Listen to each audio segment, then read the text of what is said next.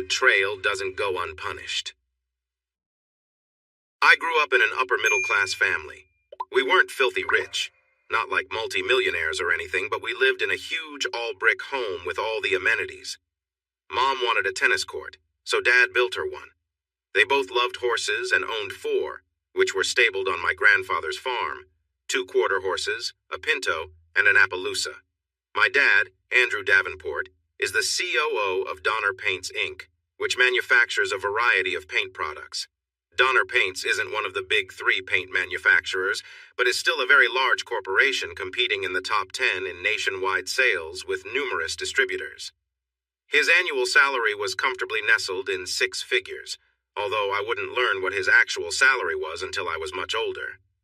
The plant employs close to 250 workers. I was oblivious of my parents' favoritism for several years. My older brother by 18 months, Brandon Andrew Davenport Jr., proudly bore my father's name. I didn't have a problem with that. My father went by Andrew, so they called him Brandon. My name was less auspicious. I was born prematurely at 4 pounds 8 ounces with a cute cherub face, I was told. Mom argued that since my dad had named my brother, it was only fair that she name me. To keep the peace, he conceded. I wish he hadn't. She named me after her mother and her grandmother, proudly saying that they were the 2 strongest women she knew. I'm Ashley Quinn Davenport and go by Quinn. At least Quinn is a unisex name. I'm not sure if a man has gone by Ashley since the Civil War. I remember seeing an Ashley as an important character in the movie Gone with the Wind and clung to that image to bolster my masculinity. By the time I was 4, Brandon's physical prominence was becoming glaringly apparent. He was stout, athletic, and very good-looking. I was diminutive comparatively, not only because I was younger. At my age, he had been a much more impressive specimen than me. Mom and Dad's partiality was obvious to us both. Birthdays and Christmas were exceptionally exciting times for my brother, who invariably received more than he asked for, while I received about half of my wish lists. But if we were going out to eat as a family, Brandon was asked where he'd like to go, and that's where we went. When I attempted to preemptively offer a suggestion before Brandon was asked, Dad or Mom would smile and say, "Let's see where Brandon wants to go." And that was that. For as long as I can remember, my parents invited all of our extended family to our home every spring, summer, and fall for family picnics/parties. I loved to see all my cousins, aunts, and uncles, some of whom worked at the plant under my dad. But my favorite relative by far was my Grandpa Davenport. He seemed immune to the bias shown to Brandon and spent much of his time with me at these picnics. It felt immensely rewarding that, of my entire family, I had at least one person in my corner, albeit the oldest member perhaps, but Grandpa was the best. He always said he loved rooting for the underdog. Starting the summer I had turned 12, Mom and Dad told me that I was going to spend the summer with Grandpa. I loved my grandpa and all, but he lived on and worked a large 400-acre farm consisting of a variety of crops and animals. It was nice to visit for horseback riding and all, but after a while I'd soon be missing family activities, friends, and normal summertime fun. I wasn't given a choice, so I went. His farm was located in the country outside the city limits. Grandpa treated me like royalty. He catered to my every whim and made sure that I lacked for nothing. He let me drive his old beat-up farm truck anywhere I wanted on the farm, even though I was too young for a driver's license. The emergency brake hadn't worked for years. The cable was rusty. I once saw him press hard on it with both feet and it wouldn't budge. He said it didn't matter. After the first week, he introduced me to Juan Hernandez, who managed all the farmhands. I was slipped in with the other farmhands, doing whatever Juan asked me to do. Mostly I fed the pigs and other barnyard animals and mucked the stalls. The cattle were tended by others, being in a field a mile away from the barn. Juan was a nice enough man, but what I liked best was his daughter, Luisa Hernandez. She was 11, a year younger than me. She was the prettiest girl I had ever seen, so I tried to hang around her as much as I could. She helped me better understand and appreciate the way of life as a farmer. Once our chores were done, Luisa and I would often saddle up 2 horses and ride the farm boundaries together, checking the fences. We rode the quarter horses because of their easygoing temperament. Mine was the chestnut. We both looked forward to those rides when the weather was nice. For some reason, Luisa looked even better on a horse. We spent a lot of time brushing them down. Aside from horseback riding, Louisa was a runner. I was amazed at how that girl could run. For fun, she'd challenge me to foot races, and I never stood a chance. More than a few times, I'd follow her on horseback as she would hone her cross-country running skills. She reminded me of the character in the movie Chariots of Fire. She was a natural. On rainy days, I'd drive her around the farm in Grandpa's old farm truck for fun. In junior high school, Brandon played football and basketball. He had several growth spurts that put him at 6 feet by 8th grade. I had no interest in sports, but instead joined the chess club. Brandon was super popular, lettering in both sports. He mocked my chess trophy.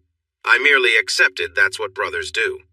What I lacked in physical prowess, I made up with wit and humor. I was quick with funny, self-deprecating remarks, and everyone seemed to enjoy my company.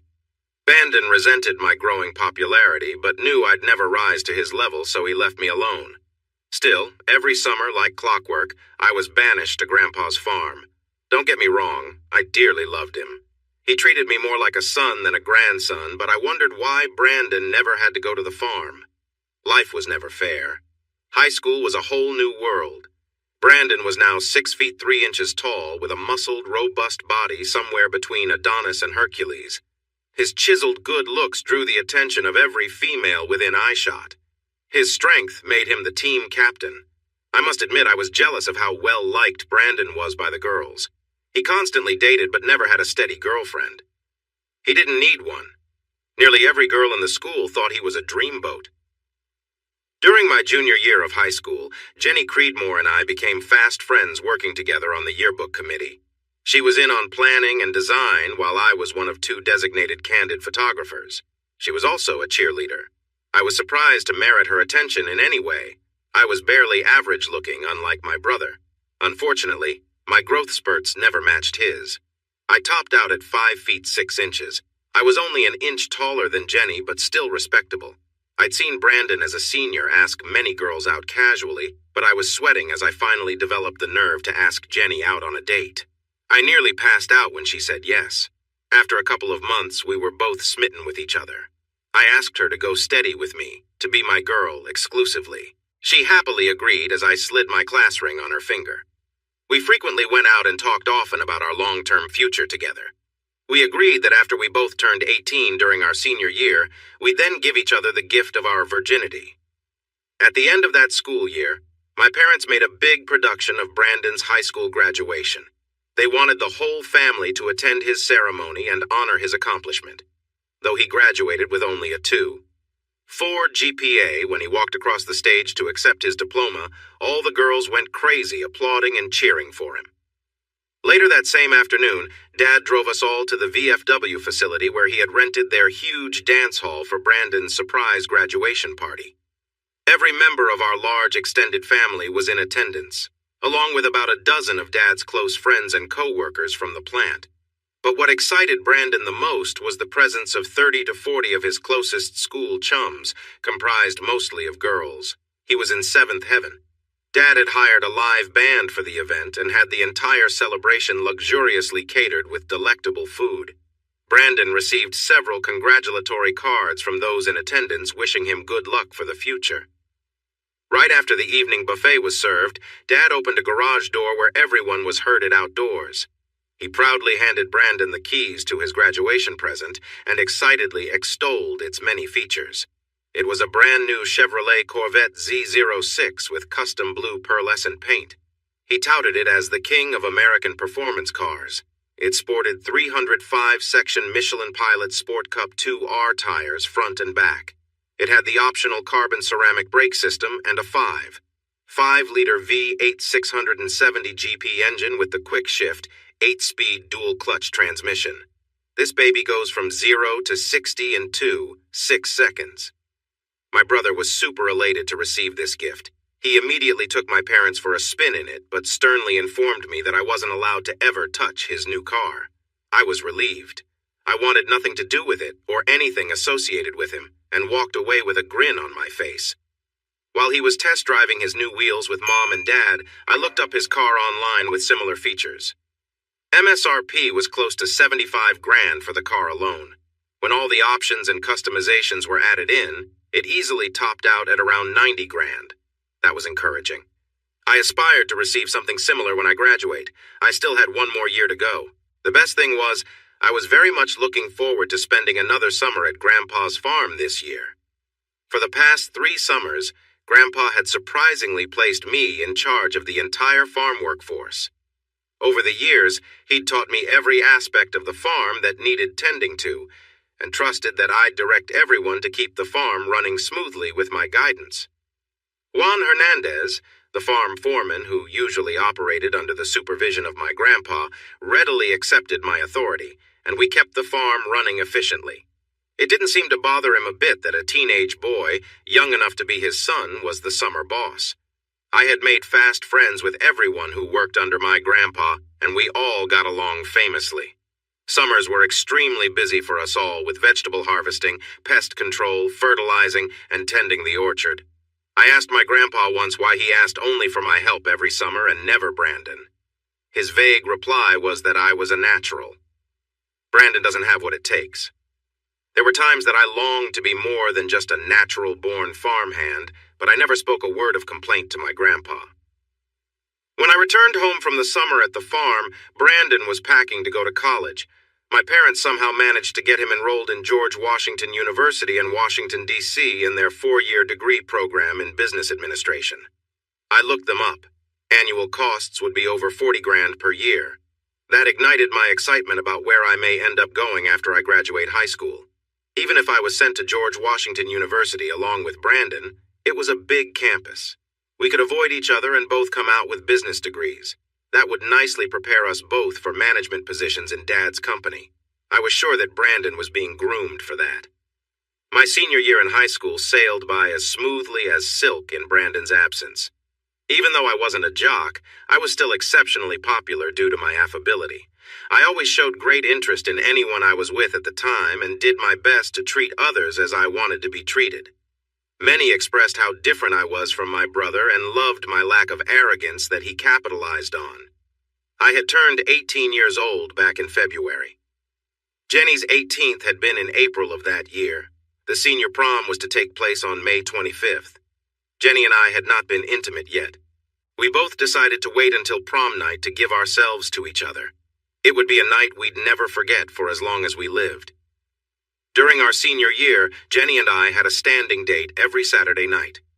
Very often we'd go out Fridays as well, depending on her family's plans. They seemed thrilled that Jenny had latched on to me. I had purchased a ring for her and was planning to propose on prom night in front of her family while we were all dressed up. Of course, the wedding would wait until after we both graduated. I'd already spoken with her father, seeking his approval. He gave me his hearty endorsement. After all, I was the son of a well-to-do family, and they were struggling. I had made reservations at a very expensive restaurant for prom night with firm plans to make her my fiancée that very night. "Hey, Jenny, it's me. I know I don't have to because we have a standing date night, but I wanted to make sure we're still on for this Saturday night." I had purchased the ring that day and was very excited to see her without letting the cat out of the bag. "Hi, baby. Oh, I'm so glad you called. I almost forgot. 2 of my girlfriends are coming over to give me a perm. One of them is trained and the other wants to learn. So we thought this would be a fun opportunity for them to get more experience and for me to save some money. Would that be okay with you, honey? I meant to mention it to you before, but it slipped my mind until just now." Disappointed, I replied, "Sure, I understand. We'll have other Saturday nights. I may just call my friend Brian and catch a movie or something that night." "Oh, thank you for understanding, baby. I promise I'll make it up to you on prom night. You have no idea how much I'm looking forward to being with you," she said, enthused. Saturday afternoon, I gave Brian a call. "What's up, man?" "Me? I never hear from you on Saturdays. What happened, Quinn? Is Jenny on death's door or something?" "Nah, she's getting her hair done tonight, so I was looking to see if you wanted to catch a movie or something tonight." "Can't tonight, Quinn. I promised April I'd take her to the Shakedown tonight. You know, that new teen dance club that opened a few weeks ago? It's an open house tonight. Everybody's going to be there. Hey, why don't you join us? You could bring your camera and get some awesome shots for the yearbook. I'll even let April dance with you a few times." "Yeah, I heard about that place. I suppose I could check it out. It might be fun at that. I'll meet you there. What time?" "I'm picking April up at 7:30, so 8. 8 it is. Thanks, Brian. I made sure my compact camera battery had a full charge with a clear memory chip. I imagined catching a few seniors doing some crazy antics. I found April and Brian's table in a corner of the room. The dance floor took up most of the floor space with tables scattered around the edges. All the good tables were already taken. Brian was right. A ton of our cohorts were there. Although no alcohol could be served, they had a great variety of other beverages. I bought drinks for the three of us. April and Brian shook their booties on the dance floor while I watched her purse. I scanned the room for potential candid shots and managed to take a few from my seat at the table. After they returned, Brian offered me a dance with April as he had promised. She was game, so off we went. I told her I wanted to move about the dance floor to see if I could catch any crazies acting up. As we approached the opposite wall, I saw a dark room with beads draping the entrance. "What's that over there?" I asked April. "I haven't been in there, but I heard it is a large coat room. Since it's warm out and no one brought any coats, I've heard that sometimes a couple sneaks back there to make out sometimes." She explained. "Well now, do tell. Hang on, let me start my camera recording video. I'll slip it through the beads and aim it all around the room. Who knows, this might be a great yearbook opportunity." I chuckled. The music was very loud with a heavy pulsating beat. You could set off firecrackers and not draw any attention. I sidled up next to the opening, slipped the camera through the beads, and let it adjust to the dimly lit room. Looking at the viewfinder window facing me, I found only one couple in the room. From outside the room, I couldn't make out who it was, but I aimed it at the couple and held it as steady as I could for about 60 seconds, then slowly retrieved the camera. I chuckled again as I returned with April to the dance floor. She asked who it was in there. I said I had no idea, but would check it later after we returned to our table. April sat down and took a few sips of her drink and revisited the hectic dance floor with Brian. They were having a lot of fun. Everyone was. This place was sure to be a big hit.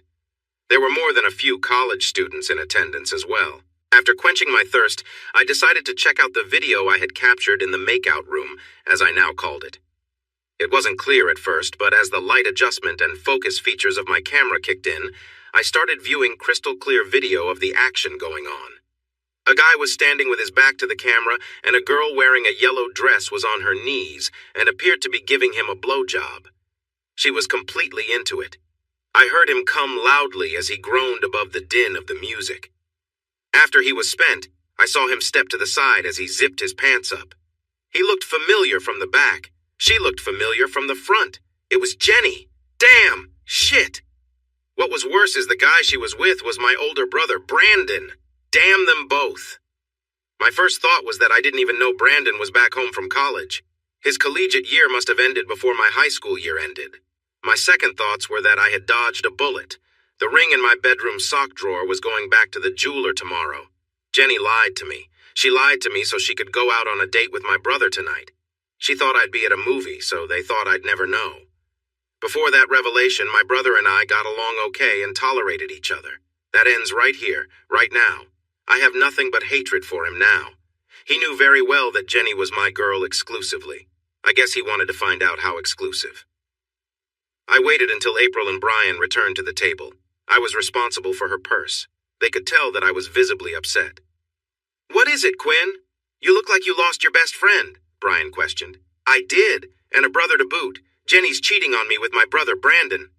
"I can't believe she'd do that to you," April uttered. "Brandon's a big-time asshole, so there's no surprise there.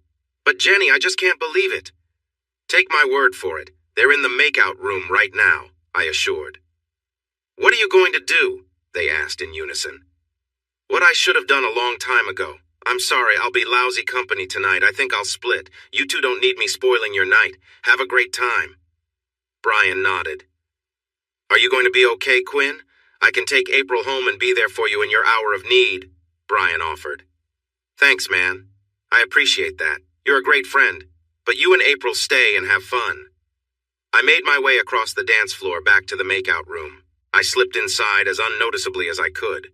Brandon and Jenny were heavily making out again. This time his hand was up her dress, actively fingering her, perhaps to return her earlier favor. I walked up to Brandon with his back facing me. Jenny was so into kissing him that she didn't notice me until it was too late. I interlocked both of my hands and fingers together, making a huge fist of them. With all my might, I struck Brandon on the side of his head, knocking him down on the floor. Without wasting a moment, I grabbed Jenny's hand and quickly slid my class ring off her finger. As I dropped it into my pocket, I asked, "How's the perm going, Jenny? Your hair looks nice. You did all this for me? We're done. Don't ever speak to me again, ever," I seethed. "I'm getting the hell out of here," I said as I made a quick exit. When Brandon finally got his wits about him, he started yelling. I heard Jenny scream my name, sobbing. I wonder what she's going to tell her parents about our breakup.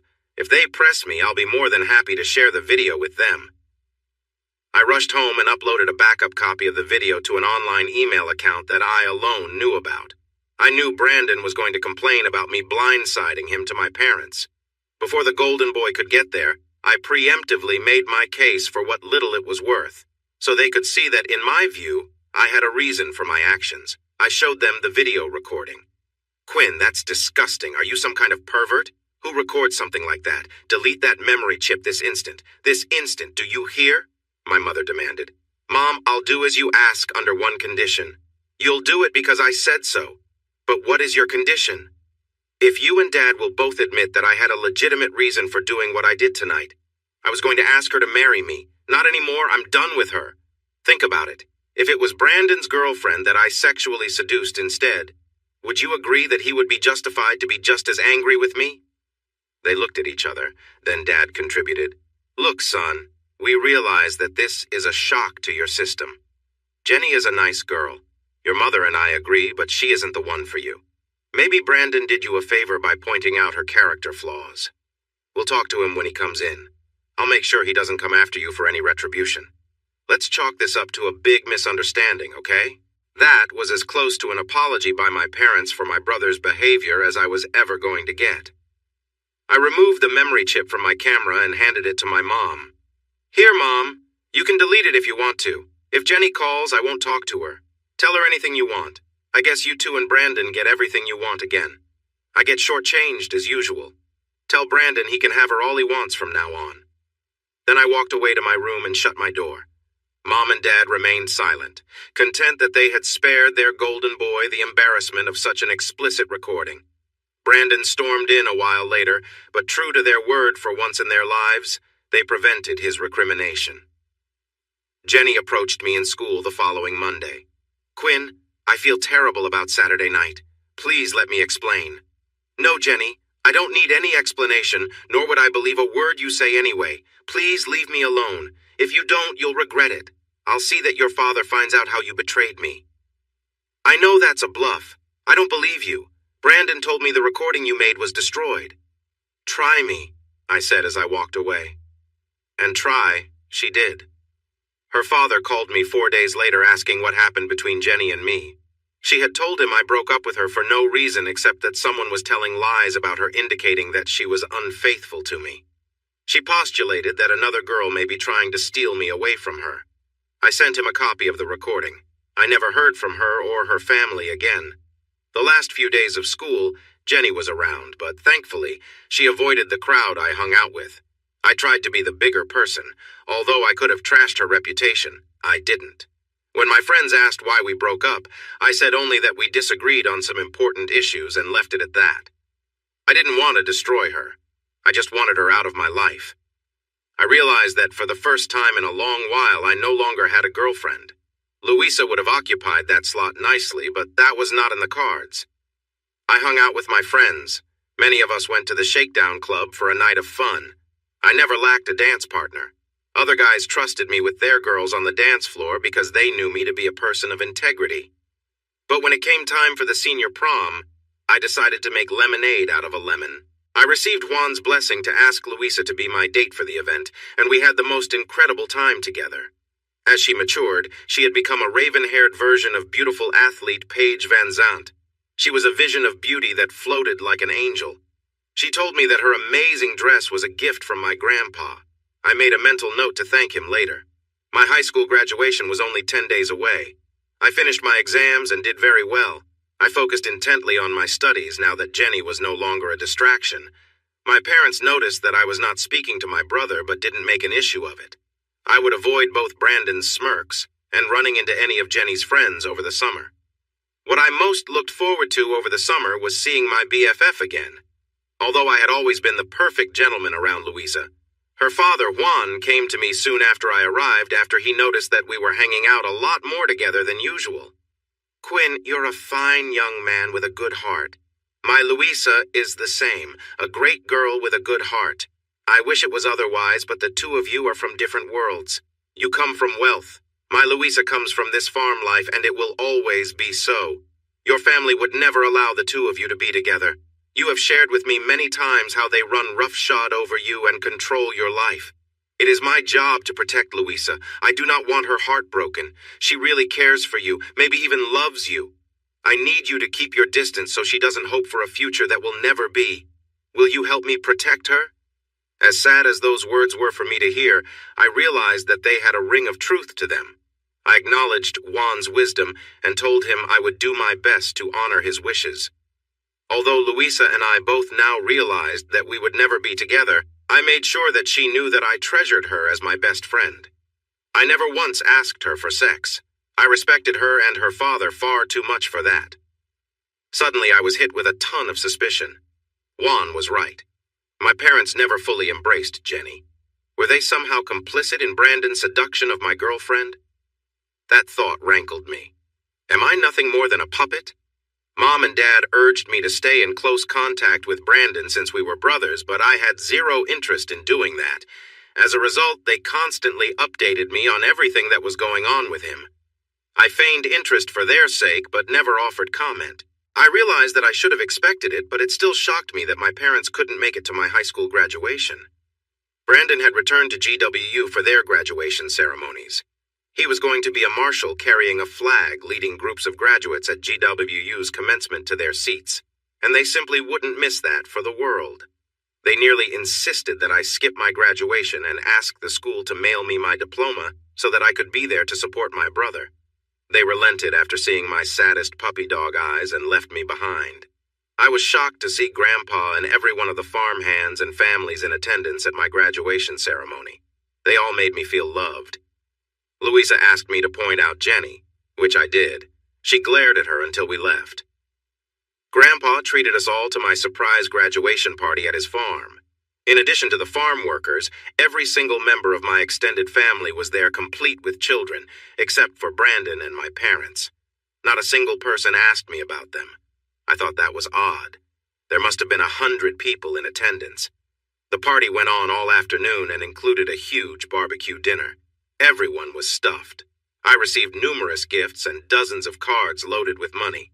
I thanked everyone for their kindness and generosity. I was the life of the party and kept everyone in stitches laughing at my jokes and antics. Perhaps I should consider a career in entertainment. When my parents finally returned home from Washington, D.C., Dad called me outside to unload their car. It was then that I saw another vehicle parked there. Mom and Dad were beaming as he handed me the keys. "It's all yours, son. This Nissan Versa is only 3 years old, so much of its depreciation has already occurred. It's safe and reliable and should hold its value well. We hope you enjoy it, son. Happy graduation. The smallest Zephyr would have blown me over. It wasn't even new. A 3-year-old used white Nissan Versa? Really? That was the best they could do for me?" The paint was scuffed and scratched in several places. Now I'm not knocking the car by any means. It looked drivable, but compared to the 90 grand custom car Brandon received last year, I was hoping for a little something more than the 13 grand used car they were giving me. He graduated with a 2.4 GPA while I earned a 3.8. In what world is this fair? I couldn't help it. Tears pooled in my eyes and ran down my cheeks. Mom hugged me. "Oh, Quinn, honey, we can see that you're choked up after receiving such a nice graduation present. No other thanks are needed. Your father will bring our bags inside. Why don't you take it for a drive now and show it off to your little friends? Oh, and don't forget, starting tomorrow, your grandpa expects you to be at the farm for the summer. I'll go pack your suitcase while you're out taking a joyride in your new car." I said nothing, not even thank you. Mine weren't tears of joy, as she surmised. They were tears of humiliation and disappointment. Never had the reality of their favoritism toward Brandon been so starkly presented as was demonstrated that day. "I don't want to disappoint Grandpa, Mom. so I'll go ahead and pack my suitcase now and get going this afternoon. I'm sure you two could use some rest after your trip. I don't need to test drive the car first. I'm pretty sure it will get me to Grandpa's farm without breaking down." Mom furrowed her brow, unsure how to take my comment. It didn't matter. I was sure they'd rather me be gone today than wait until tomorrow. "But your father and I wanted to take you out to eat at the Golden Corral to celebrate your graduation since we missed it. Just the three of us." Another slap in the face. Just my parents and me at the Golden Corral versus Brandon's 100-plus party at the VFW hall? Am I not their child too? Did someone just abandon me on their doorstep? That might have made sense, but I've seen my birth certificate. No need to go to all that trouble just for me, Mom. Grandpa took me out to eat on my graduation day, so it's already been celebrated. I'll get packed quickly and be gone before you know it. Mom again furrowed her brow at my rejection of going out with them. "Well, if you've got your mind set on getting out there sooner, we don't want to stand in your way. Your father and I have discussed where we think best for you to go to school this fall. We'll talk more about it at summer's end when you return."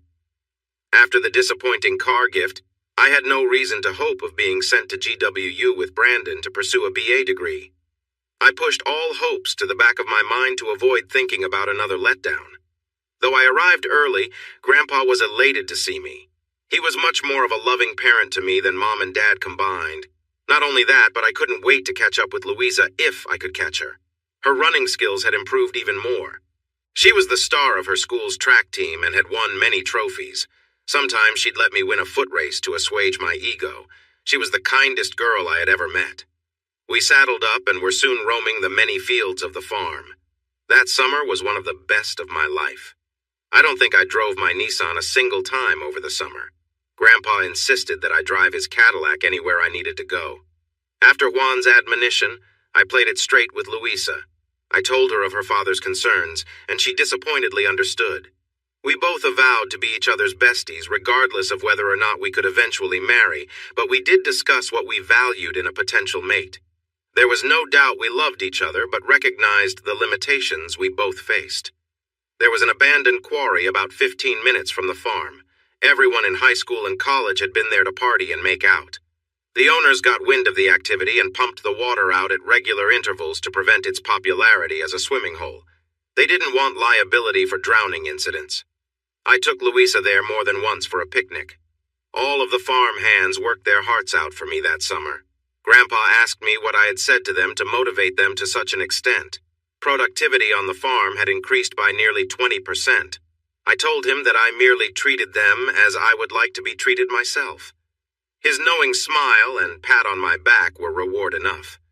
I had pleased my grandpa.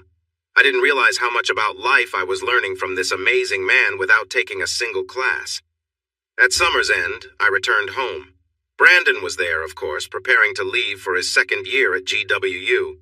After he said his goodbyes and headed down the road in his impressive performance car, Mom and Dad finally sat me down for a talk. "Quinn, your mother and I have given a lot of thought about your continuing education," my father began. "You've expressed your desire to follow in your brother's footsteps and join him at GWU. Your mother and I fear that you may be setting your sights a bit too high, and think it best that you start off a bit simpler before jumping off the deep end." "What do you mean, Dad? Didn't you see my report cards? I made much better grades than Brandon. There's no way I wouldn't be able to do as well, if not better than him at GWU. "Quinn, don't you think it's a bit arrogant to point out the differences in your grades? You don't need to put your brother down to try to make yourself look better. It's not very becoming, and quite honestly, I'm disappointed that you even brought it up. There's much more to life than just making decent grades. Your brother has other qualities that will carry him far in life, qualities that you, quite frankly, don't possess. That's why he is where he is. Your mother and I have enrolled you in Grandview Community College. It's local, only 15 minutes from here, so you can drive to your classes every day and return home where you'll be safe and sound to do your homework." Community college? Really? That's the vision you and Mom have for me? They don't even offer 4-year degrees. The best they have to offer is 2-year associate degrees in a very limited range of programs. I hear they have a great 2-year associate degree program in sewing and fashion design. Is that what you had in mind for me? No need to get snippy with me, Quinn. They also have an excellent program for dental hygienists. What about that? Teeth cleaning? Your lofty career aspirations are for me as for me to clean teeth? Don't knock the school, Quinn. They offer a great starter program toward becoming a nurse. So you're saying you're allowing me the choice in what kind of feminine classes I can take? Mom and Dad looked at each other before he continued. People from all walks of life take those courses, Quinn, not just women. Look, we want nothing but the best for you. We'd prefer that you look seriously at becoming a dental hygienist, or even a nurse if you believe you manage it. We've established an account with Grandview that will cover any courses of study you may be interested in for the full 2 years. Here's a brochure for you to review. You might be surprised once you see everything they have to offer. My head was spinning. Like Brandon, my long-range plans are to come work for you at the plant, Dad. That's the only career I've ever contemplated, to be honest. The courses you suggest I take would steer me away from working there. Are you saying that you don't want me working with you? Am I not good enough? No, Quinn, that's not it at all. Of course you're good enough. Look at it like this. If you start with me at the plant, you'll most likely start at the bottom, and it may take you many years to work your way up. It'll be long days of hard work, Quinn, and with someone of your delicate constitution, your mother and I aren't sure that would be the best fit for you. Delicate constitution? Face the facts, Quinn, my mother chimed. You don't have the same physical constitution as your brother. No one expects you to compete against him. It wouldn't be a fair fight. Life is not about everything being fair and equal from every person's perspective. It's just life. We all play our hand from the cards we're dealt. Give Grandview a chance, please, sweetie. I silently walked away from them and shut my bedroom door to keep my head from exploding. So I'm just an inferior specimen to them, huh? At least I'm clear about where I stand in their eyes. I did look through the brochure to see if there was any program at all that might interest me. There wasn't, so I looked to their home page online for a comprehensive listing of all available courses. In their academic programs, they were offering a brand new course program for an associate degree in mechanical engineering technology, AS. I bet Dad didn't know about this one. I immediately signed up for the program online and saw that it was nearly full. This might be the only program offered where I might not be the only student not wearing a dress. I decided to not tell my parents what program I was taking. After all, I wouldn't want them worrying about my delicate constitution. I applied myself diligently to the coursework. The comprehensive program covered the basics of multiple mechanical disciplines. I found it fascinating. I had visited Dad's plant many times and had seen many of the types of machines and mechanical principles employed there. My first semester in the community college was flying by. I was flourishing. Even the atmosphere at home was much better for me with Brandon's absence. About halfway through my first year, I was seated in the cafeteria having lunch with about 20 friends. I was very gregarious and made friends easily. We were often asked to be quieter because of the constant laughter erupting from our group. I still wasn't dating other than the group date forays we often took together. Grandview's enrollment was 80% female and our group was representative. Suddenly in walked a gorgeous woman, and she seemed to be heading my way. She stopped, standing right between my chair and Kelly's, who was one of the sweetest girls in our group. Excuse me, everyone here seems to be having the best time, so this seems to be the place to be. Would you mind terribly if I joined your group? I don't know many people here yet and would love to make new friends. Her voice was that of an angel. To me, she appeared to be a golden blonde version of pop superstar Selena Gomez. She was adorably cute and beautiful at the same time. Her infectious manner immediately drew everyone in, including me. Sure, Kelly replied. There's always room for one more. Quinn, why don't you scoot over just a bit and I'll do the same. Kelly slid over an empty chair between us, encouraging the new transfer student to take her place among us. Why, thank you so much. I'm Faye Dunham. I'm usually nervous about making new friends, but somehow I managed the courage to ask if I could join you. And that's how Faye Dunham effortlessly wandered into my life. Everyone else in the group loved her personality. She had a knack for asking just the right questions, proving her interest in others, and was immediately adopted. Even though Faye was enrolled in the dental hygienist program, she became ubiquitous after that first cafeteria meeting. Although we only shared 2 classes, English and math, She would mysteriously appear at my side as I made my way to my other classes unrelated to hers. I was no fool. Her attraction to me was evident, and every guy in the school, including me, was attracted to her. There's something infectious when you learn of another person's interest in you, especially if they're stunning. She joined our group dates for a couple of weeks, but always remained close by my side as if she was claiming me as part of her territory. She never acted jealous of me interacting with the other girls, but everyone could see that she wanted us to become an item. When I finally asked her out on a one-on-one date, she eagerly agreed. Everywhere we went, other guys' eyes followed her every move, and even a few hit on her in front of me, but she politely rebuffed their advances while leaving their egos still intact. Faye was the same height as me, 5 feet 6 inches, but never wore heels a single time. It was as if she instinctively considered my self-esteem as a man. There were many feminist ladies peppered throughout the campus that didn't share her view on traditional relationships. That never bothered Faye. She was always comfortable in her own skin, and what beautiful skin it was, too.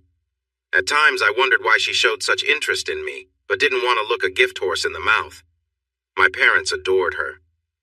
For some reason, the fact that she was not from money was not the issue it had been with Jenny. It was perplexing, but I long since abandoned any hope of ever figuring my parents out. I aced all of my exams and was on the dean's list the entire school year. When summer came, Grandpa, once again, requested my assistance. I realized that this may be the last year that I would be able to help him over the summer, as once I graduated next year, I would be going to work full-time and no longer have the freedom my youth afforded me. However, every weekend I took Faye out on a date. On top of that, we talked on the phone nearly every day. She spent a lot of time at my parents' place. It was as if they had already accepted her as a full-fledged member of the family. Louisa was happy for me to have found someone serious to potentially become an important part of my life. Faye may now be the love of my life, but Louisa will always be my very best friend. The strangest aspect of my life now was the dramatic change in my brother's behavior. Upon his return for the summer, he made a huge gesture, giving me a sincere and contrite apology for how he had treated me over the years. Something must have happened at college because he seemed to be a changed man.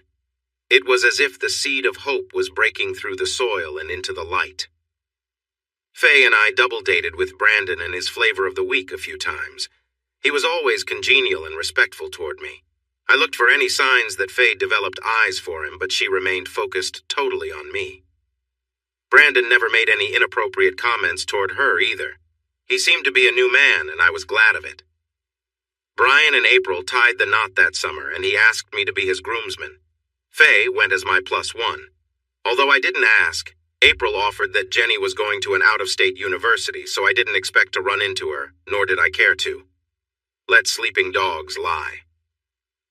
At summer's end, Brandon returned to GWU and me to GCC. We'd buried the hatchet. I looked forward to absorbing as much as I could glean from the coursework. I remained on the dean's list again throughout the year, and was inducted into the National Honor Society. Faye was my constant companion on campus every chance she could work it out. Between Christmas and New Year's, I popped the question, and she enthusiastically agreed to be my wife. We discovered that we were as sexually compatible as a couple could be. It was as if we were born to ring each other's bells. We agreed upon a mid-July wedding. When my graduation day rolled around, Brandon was still taking his exams, so he was unable to attend. But Mom and Dad, as well as Grandpa and his whole contingent, were there to cheer me on. I was tickled pink to have achieved that milestone. Grandpa insisted on holding my graduation celebration at his farm once again, and it was very well attended. It was a happy time in my life. I pulled Dad aside and talked with him a bit about starting work at the paint plant. I was looking forward to making my mark on the world. Quinn, I'm still unsure if working there is the best thing for your long-term future, but I won't stand in your way. If you're certain that's what you want to do, I'll speak to the department heads this week and see where the greatest need is that you may be a good fit for. Well, since I have this degree in mechanical engineering now. Associate degree, my father corrected. Yes, since I have this associate degree in mechanical engineering and I graduated with honors as everyone could see, I'm anxious to put my new skills to work and help you with the business any way I can. Okay, Quinn. I'm disappointed that you have set your sights on work that you may not be suited for. But if that's what you truly want, I'll let you know what your options are with Donner Paints so you can make an informed decision. I promise you won't be sorry, Dad. You'll see. A week later, Dad and Mom came into my room with the information I'd asked for. Mom began, "Sweetie, is there nothing we can say to get you to change your mind about working at the plant? Your dad tells me that it's awfully hard and monotonous work. You could get hurt easily, and your father and I would never forgive ourselves if something bad happened to you while trying to fit in where you don't belong." "I'm sure, Mom. If I ever change my mind, I'll let you know. But for now, there's nowhere else I'd rather be than working alongside my family." Dad advised, "Quinn, I think you're crazy for even considering working for Donner Paints. I've got a bet with your mother that you won't even last a year there. You'll have to start at the bottom and work your way up. I can't allow anyone to think that you get special treatment or privileges just because you're related to me. If anything, it will be harder for you because of our relationship. There are 10 positions you'll need to work through to even get a crack at any kind of management job. You'll work approximately 16 to 18 months in each one before moving on to the next. Your starting wage will be $15, 00 per hour. At each move up the ladder, your pay will increase by $1 per hour. You will start loading labels into the machine working on the conveyor line. The labels are automatically applied to the paint cans as they come off the line. Your job will be to make sure the line never shuts down because you can't keep up. It saddened me that my 2-year degree didn't afford me a better starting opportunity, but I asked for this, so I needed to buckle down and jump in with both feet without complaint. "Fine," I agreed as I shook Dad's hand, sealing the deal. "I'll be there bright and early Monday morning to get started." "Instead of jumping in so soon, why don't you wait until after returning from your honeymoon after the wedding? It wouldn't look good for you to ask off so soon after starting work." "That makes perfect sense. Thanks, Dad and Mom." The wedding went off without a hitch. Faye's parents couldn't afford the full expense of the wedding she wanted. My parents happily chipped in whatever funds were needed to make up the difference. I was shocked to see them being so helpful with our life journey together. Brandon proudly served as one of my groomsmen. My grandfather gifted us with a 2-week Caribbean cruise for our honeymoon. It was a luxurious affair. I'd never been happier in all of my life. After we returned, Faye started work at Peterson Orthodontia as an oral hygienist. It's more tedious cleaning teeth through and around braces, but the pay is more than twice what I was bringing in. They started her at $28, $50 per hour compared to my paltry $15, 00 hourly. But our combined incomes put us at $90 grand per year. She said our disparate incomes did not bother her in the slightest, as long as we were together. We were able to purchase a decent starter home in a suburb between both of our jobs with an affordable $1,800, 00 monthly mortgage payment. Faye had taken out a student loan to get her degree, so we had to also begin paying that back. I began cutting my teeth on the labeling process at the plant. I had to stay on my toes to keep up with the line. Dad was right. It was tedious and monotonous work. After 3 months there, everyone near me on the line was exceptionally friendly. They'd expected me to be arrogant or condescending. They discovered how open, honest, and funny I was to be around. I was one of the gang and was treated with their respect. I came home tired at the end of every day, but Faye always managed to rev my motor up until we fell asleep exhausted after our frequent sex sessions. I was truly a lucky man. However, the more I worked on hand-loading the labels into the machine, my mind pictured a mechanical way to accomplish the process which would increase speed and reduce labor. I shared my ideas with Stan, my supervisor. I asked him if I could work long lunches in the maintenance area every day on my project to see if I could build my vision to save time and money. He liked me so well he didn't even ask his boss. He gave me the go-ahead and shifted another worker to my position while I was tinkering. Within 3 months, the maintenance staff was so excited about my project that they scheduled their time to integrate it into the machine while the conveyor was down next for its next major cleaning. To everyone's amazement, it operated flawlessly. The speed of automatically loading the labels into itself matched the speed of the conveyor. All I needed to do was place a pallet of labels next to the automated loader and off it went. Stan went on to explain in detail how the other processes worked on the conveyor line, but after 17 months, I was transferred to the receiving department and received my dollar increase. At about this same time, Faye announced that she was pregnant. We had talked about starting a family, but had not agreed upon the timing yet. Of course, we were living proof that the pill is not 100% effective. However, I was thrilled to become a dad. Our precious little daughter, Tamara Davenport, came into the world with a full set of lungs on her. Faye and I couldn't have been prouder parents. Her parents and mine were delighted with her arrival. Tamara was a dearly loved child. Brandon was graduating with his business administration degree from GWU. We all attended his graduation ceremony. After we brought Tamara home, he often brought over many stuffed animals to adorn her baby room and assumed his role perfectly as her adoring uncle. Life was good. But then came the shock. I should have anticipated it. I should have known from experience that leopards don't change their spots. Brandon was given a job within the company as Chief Administrative Officer, reporting directly to Dad. He was the head of all of the department managers. His job description was to help our company improve its performance by reviewing processes, developing new policies, and managing projects.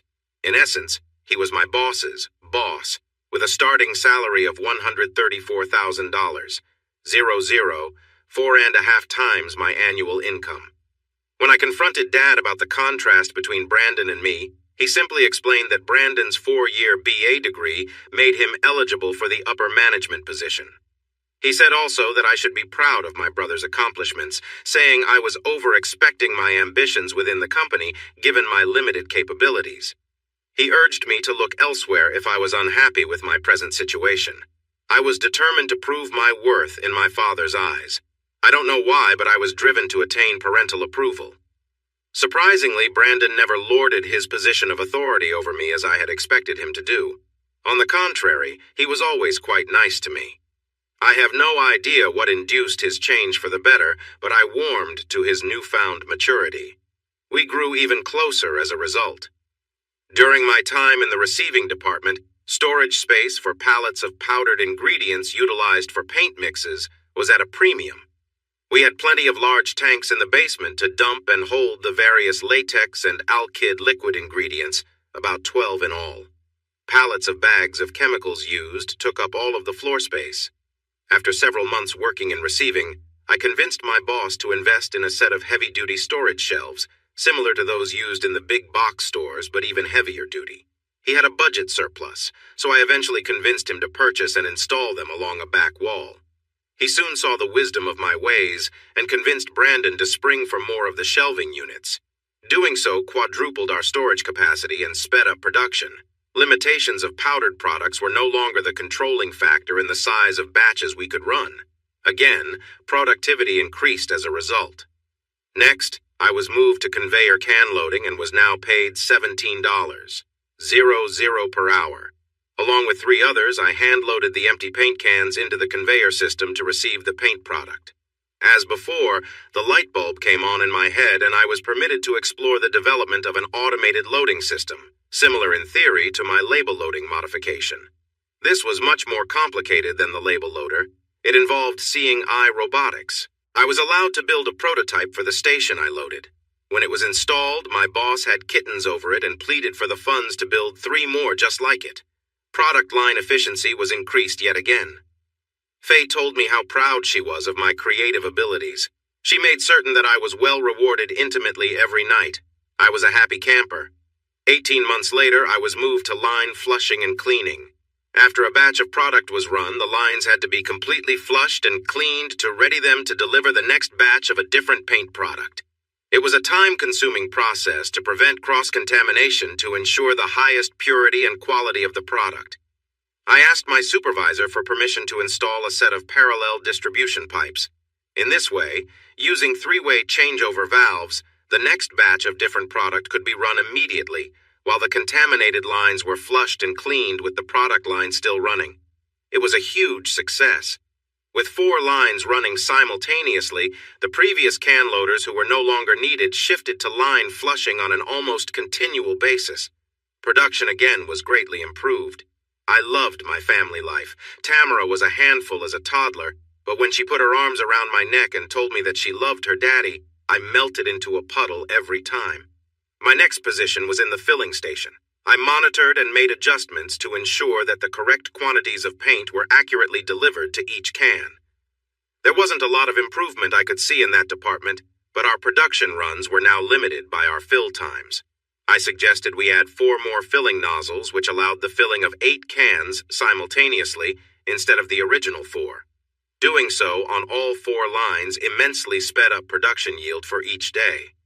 Productivity rose yet again. As always, I loved working with each group and made fast friends at every station. Similar results were achieved in my positions in the mixing department, lab sample testing of raw materials and paint product quality, the maintenance department, and as a forklift operator in the shipping department. I was now earning $23.00 per hour, but over the same period, Faye's wages had also increased from $28.50 to $35.00 now. She was doing very well there and was still the primary breadwinner of our family.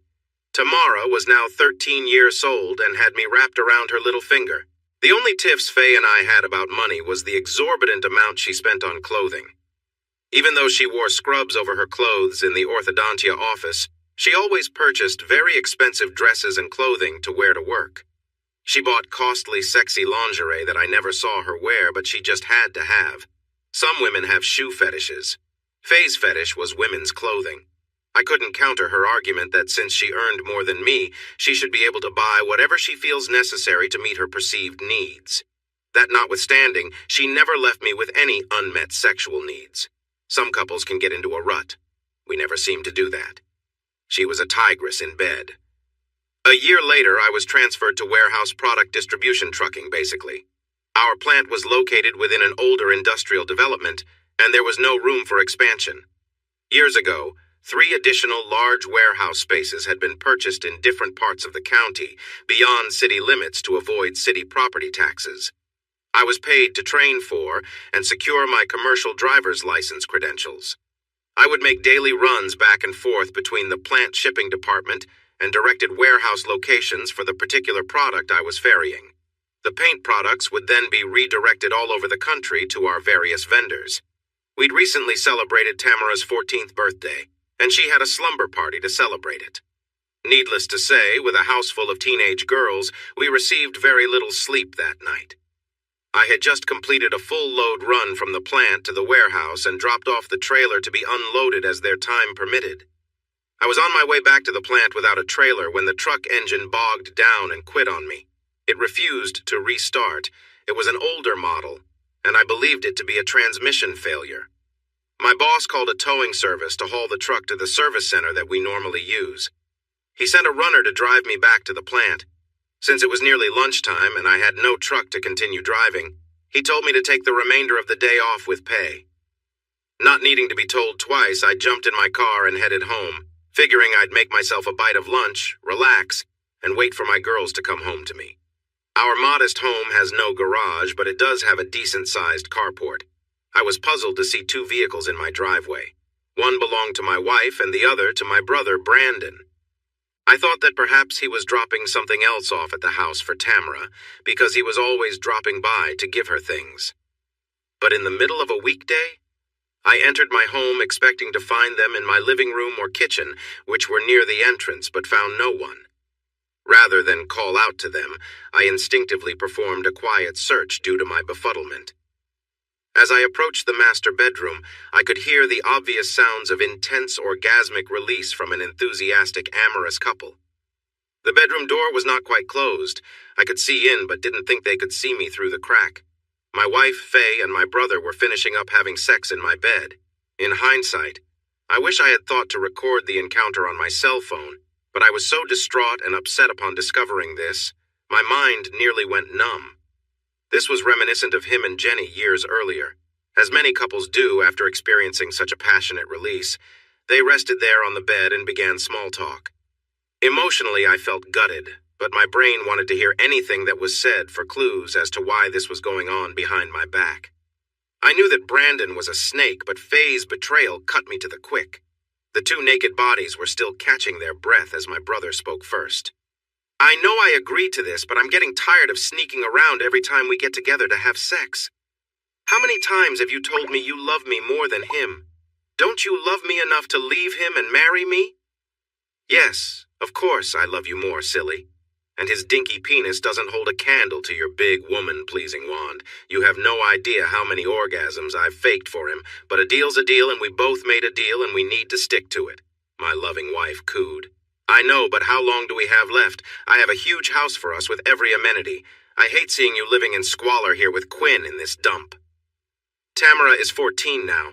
When she turns 18 and heads off to college, I'll try my best to let Quinn down easily. I'll make it look as if he and I are drifting apart. After I divorce him, then I can pretend to discover you, fall in love, and we'll marry.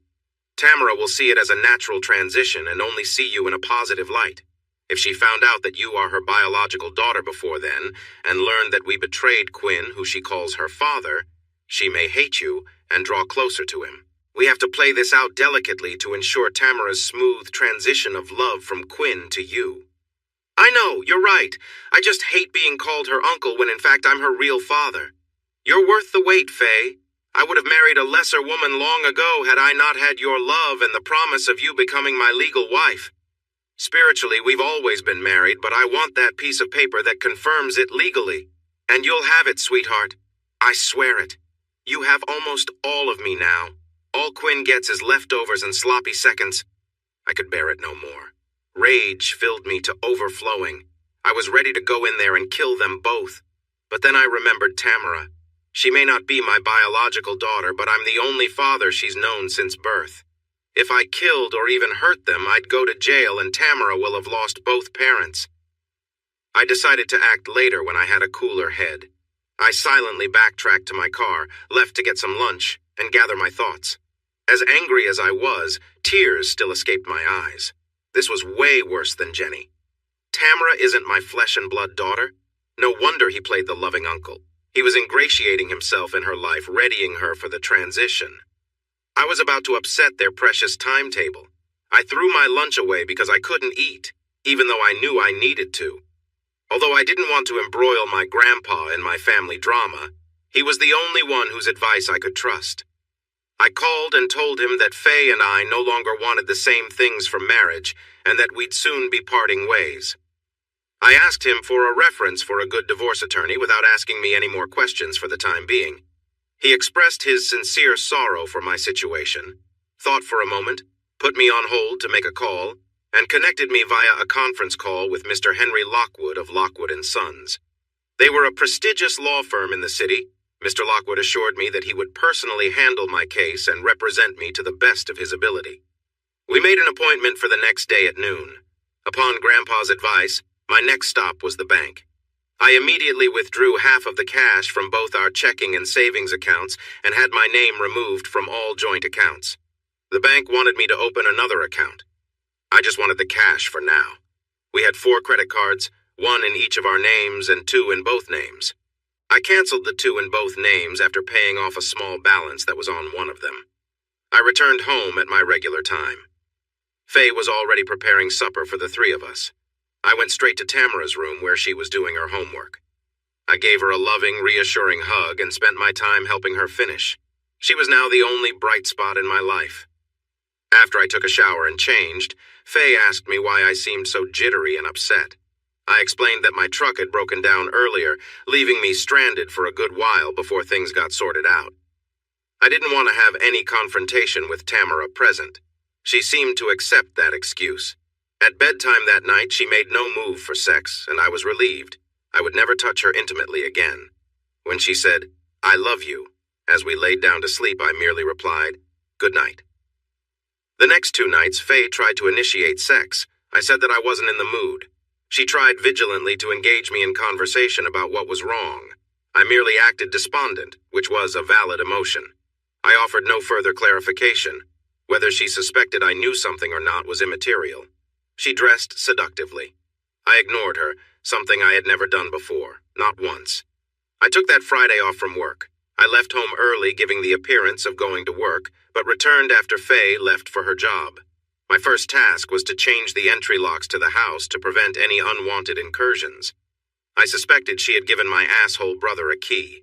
Next, I quickly dumped all of Faye's clothing, toiletries, and personal belongings into large garbage bags and arranged them neatly outdoors on the carport.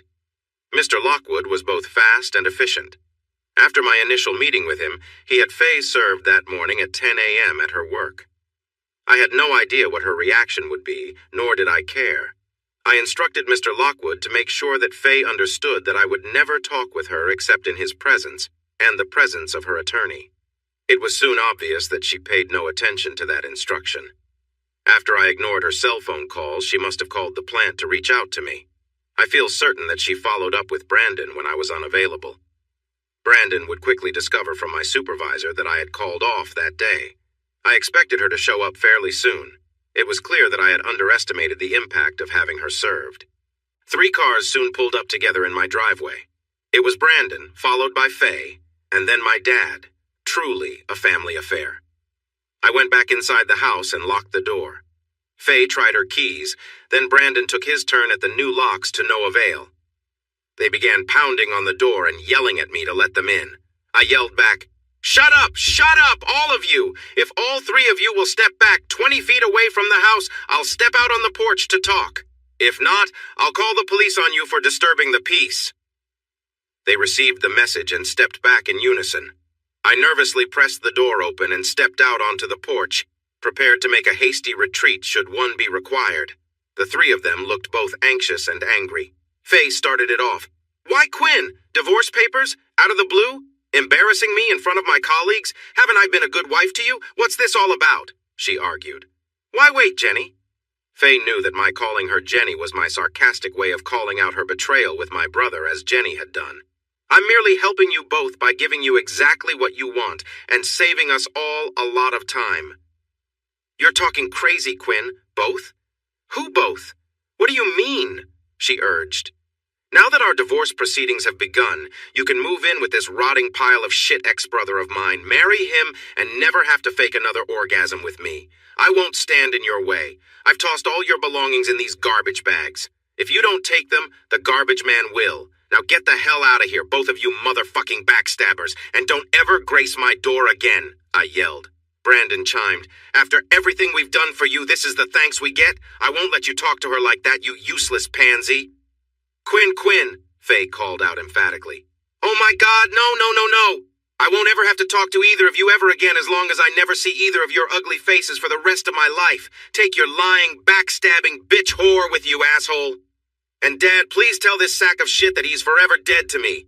I'm not in the habit of talking to piles of shit. Both of you disgust me. I'll despise you both until the day I die," I seethed. I stepped back inside and locked the door. The 3 of them talked heatedly among themselves for about 5 minutes, endeavoring, I supposed, to figure out how I'd come to learn of my wife's and brother's treachery. The further surprising revelation to me about this particular encounter was in what was not said. Dad never questioned a single inflammatory remark I made. I thought it telling also that they had not mentioned Tamara either. When Tamara didn't get off the bus, I figured that they had already picked her up from the school to preemptively lay claim to her. I called the school office. They confirmed that Tamara had been picked up from the school and would be homeschooled from now on. That was unexpected. Was Faye going to quit her job and homeschool her now? If so, there's only one place she would do that without access to this house, Brandon's. She would never involve her parents in her depravity. Well, now everyone knows that I'm aware of their unholy affair. They don't know how I discovered it, or that I'm aware that Tamara isn't my biological child. They may try to use her as leverage against me down the road. Now that we were technically separated, I grabbed the mattress off our bed, stood it up on its side, and began dragging it outside and around back. I tossed the mattress in the backyard. I soon returned with the box spring, followed by the headboard and footboard. I brought out a gas can from the garage, splashed about a pint of fuel all over, and lit it. It was cathartic to watch their tryst bed go up in flames. I took a long hot shower to rid myself of contamination from even touching it. I relocated the bed in the spare bedroom to the master bedroom. It was as if one dark cloud moved away from overhead. Now that the proverbial cat was out of the bag, I went ahead and canceled her cell phone service and changed the number on mine. I also altered my login and password for the phone account online so she could not use her intimate knowledge of me to access it to get my new number.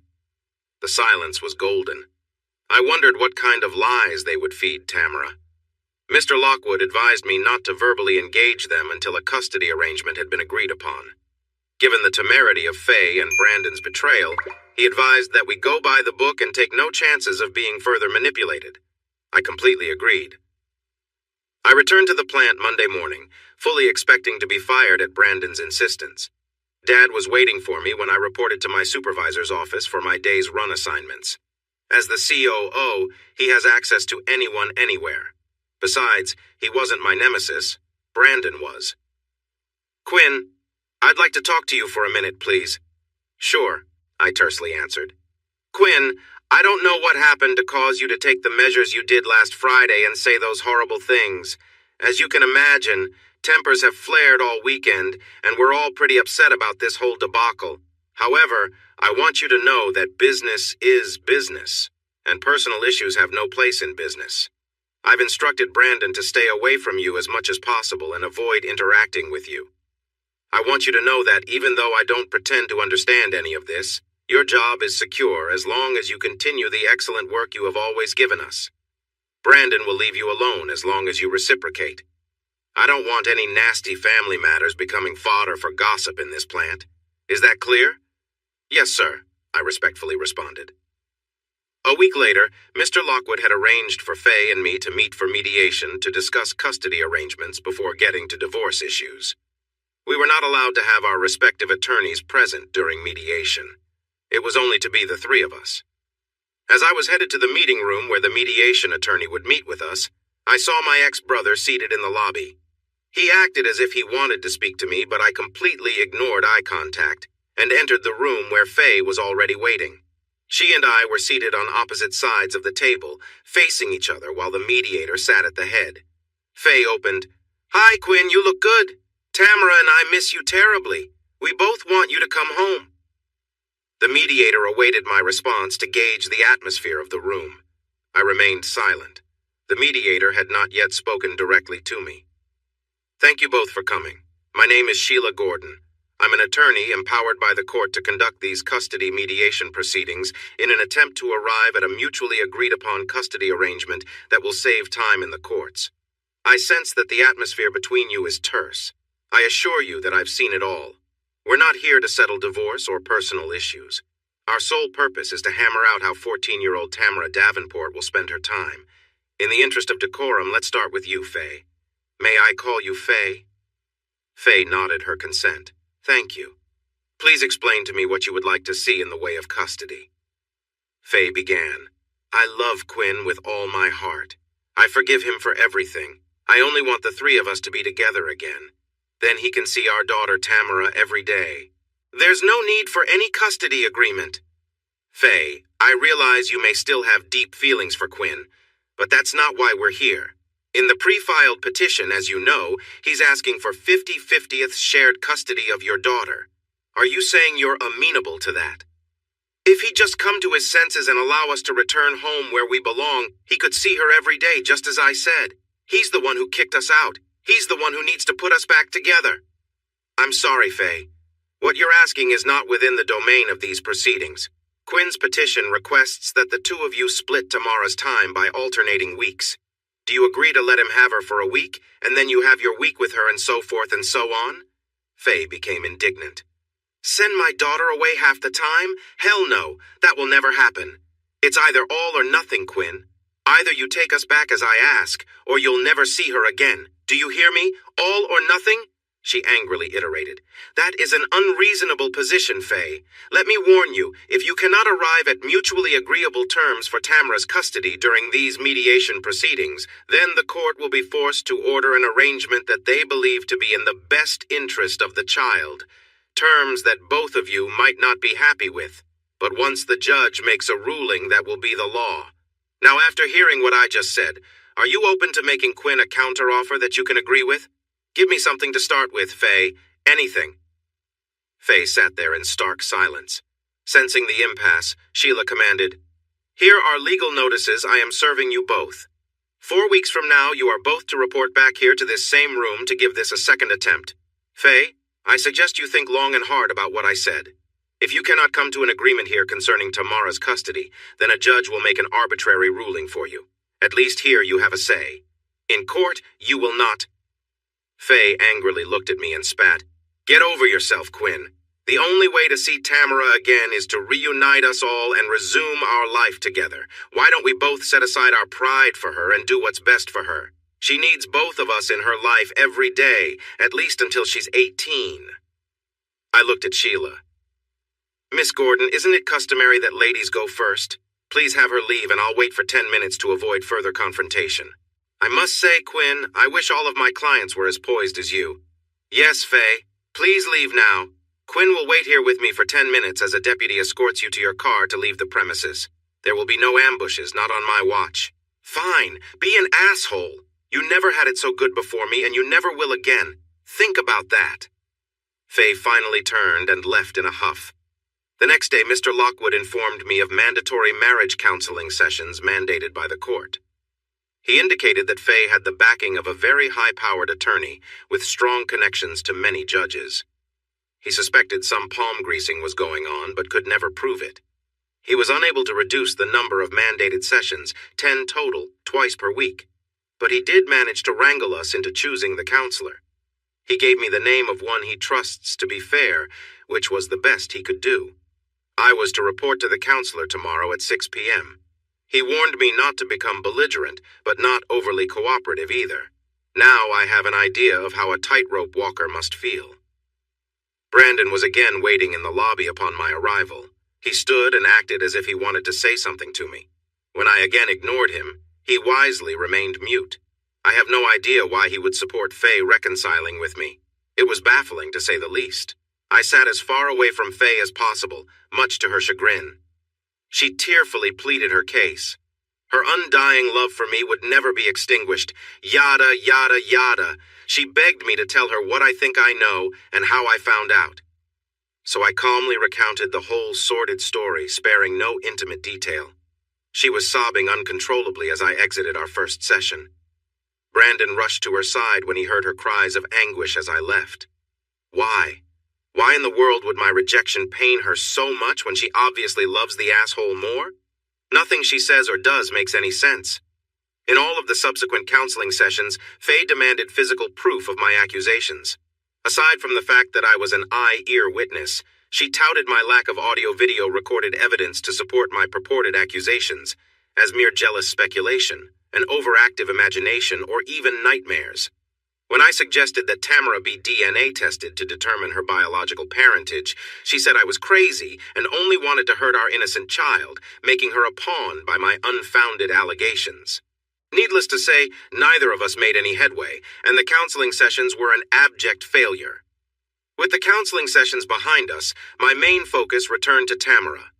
Our second and third custody mediations fared no better. All 3 attempts to break Faye's blockade proved unsuccessful. She reiterated that she wanted the 3 of us back together. That was the only way she'd ever allow me to see my daughter again. For some reason, she believed I would buckle and live with her contemptible betrayal as a trade-off to be allowed to see Tamara regularly. I will never live with Faye again, no matter the cost. I have no idea why she still suggests reuniting. The only thing that made any sense at all was that she might be thinking reconciliation would be best for Tamara's benefit, certainly not Faye's or mine. Out of the blue, Faye handed me a manila envelope containing a legal quitclaim to her portion of the house and all furnishings, as well as all jointly held cash assets. She claimed it to be proof of her sincerity, hoping it would move me toward reconciliation. It did not. Finally, Sheila, our mediator, submitted her opinion to the judge on Davenport versus Davenport custody dispute. My attorney, Mr. Lockwood, submitted a brief on my behalf in tandem with Sheila's recommendation. Faye was ordered by the court to arrange to drop off Tamara at my home every other weekend as an interim measure until the docketed court case was decided by a judge for a permanent custody arrangement until Tamara turned 18. I was happy to have received even this small amount of time with her and looked forward to our first weekend together. He issued an additional edict ordering me to start paying child support in the amount of $400, $0 per month until the permanent custody order defined otherwise. Faye and I were ordered to provide verified phone numbers to each other through our attorneys for bidirectional communication concerning the child. The numbers were to be used for no other purpose. On Friday evening at 5:59 p.m., Brandon and Faye were in his car as they reluctantly dropped off a happy Tamara. I was waiting for her outside when she ran toward me and jumped into my arms, sobbing. I was just as happy to see her. I tightly squeezed and kissed the girl I had called my daughter for 14 years. I was thrilled to see that she had not yet been poisoned against me. I was happier than I had been for quite some time. I took her out to dinner at her favorite place to go. We had a nice meal and caught up on the goings-on in our lives. She explained that my mother had been driving to Brandon's home every weekday and homeschooling her for now. She said they were afraid I'd try to take her and run. I explained that I would never try to keep her from her mother. She said she knew that and tried to tell them, but they wouldn't listen. I explained how hard I had fought to have this limited time with her. She seemed pleased to know I still loved her with all my heart. We watched a DVD movie that night, munching on popcorn and candy to lighten the mood. After the movie, Tamara dropped an unanticipated bombshell request on me. "Daddy, before the judge worked out for me to be here with you this weekend, I had already made plans to have a pool party tomorrow at my new home. It was going to be an all-day affair. I had invited 12 friends from school, both girls and guys, for some fun around the pool, grilling steaks and burgers, and to let them see where I live now. I'm so happy I got to see you today, but would you be okay with letting me still have my party? I mean, if you say no, I guess I can call them all tonight and cancel if you won't let me. Mom says it's up to you." And there it was. I only get 4 days a month with my daughter, and Faye was already influencing Tamara to even cut back on that.